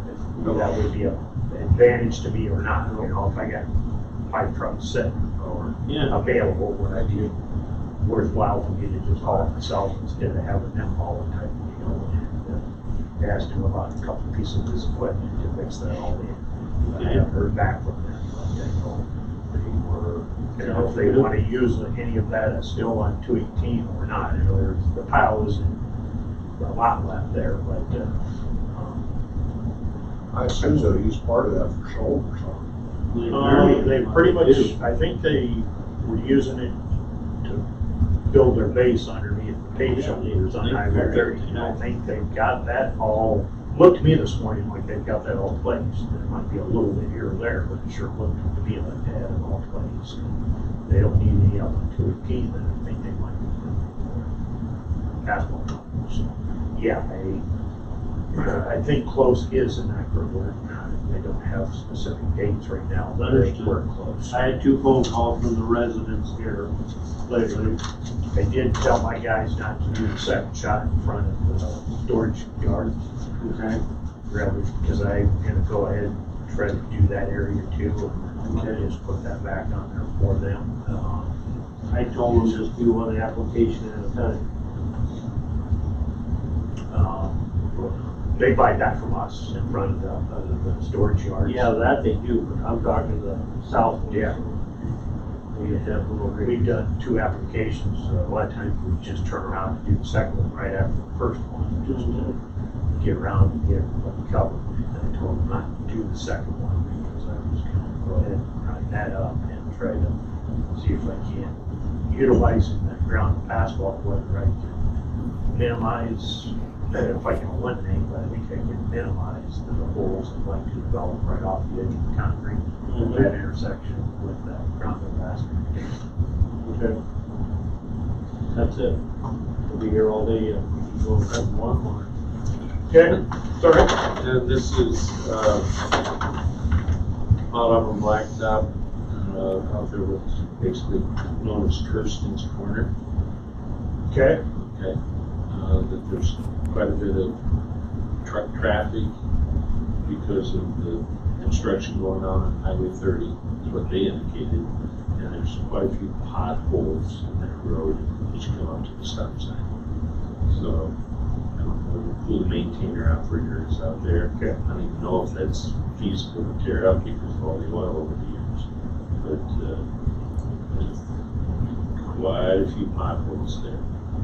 So, if you can mention it to the operator there, see if you can run that back and forth. It'll work for a while. So, that's a real big problem until the neighborhood decides to bite the bullet. Yeah, that one, you got some that are and some that aren't. So it's every year. Yeah, there's 3 or 4 notifications right now. I think, 2 estimates right now. We got one done, the second one, so. Cool. Alright. That's it.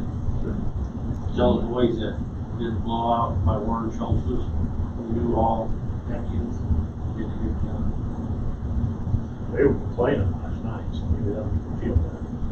Good job. Same Blake guy that you don't know who Yeah. came in yesterday morning to help do something else. And he was one of them that went out and they threw a wall of concrete yesterday. And I counted 5 or 6 places. So probably the one you're talking about, I noticed on the way to work yesterday because they just drove that valve. They spent a big share of their day south 30 yesterday around Norwood Watkins there and doing a few too. I thought it was a tractor last night, the sprayer, so. I noticed that, south of Blairstown, they're hauling gravel. It's pretty nice. That dairy caused a lot of problems in the spring. They're hauling more. Anything else from Myron? Shall we let him go get his lunch? Yep.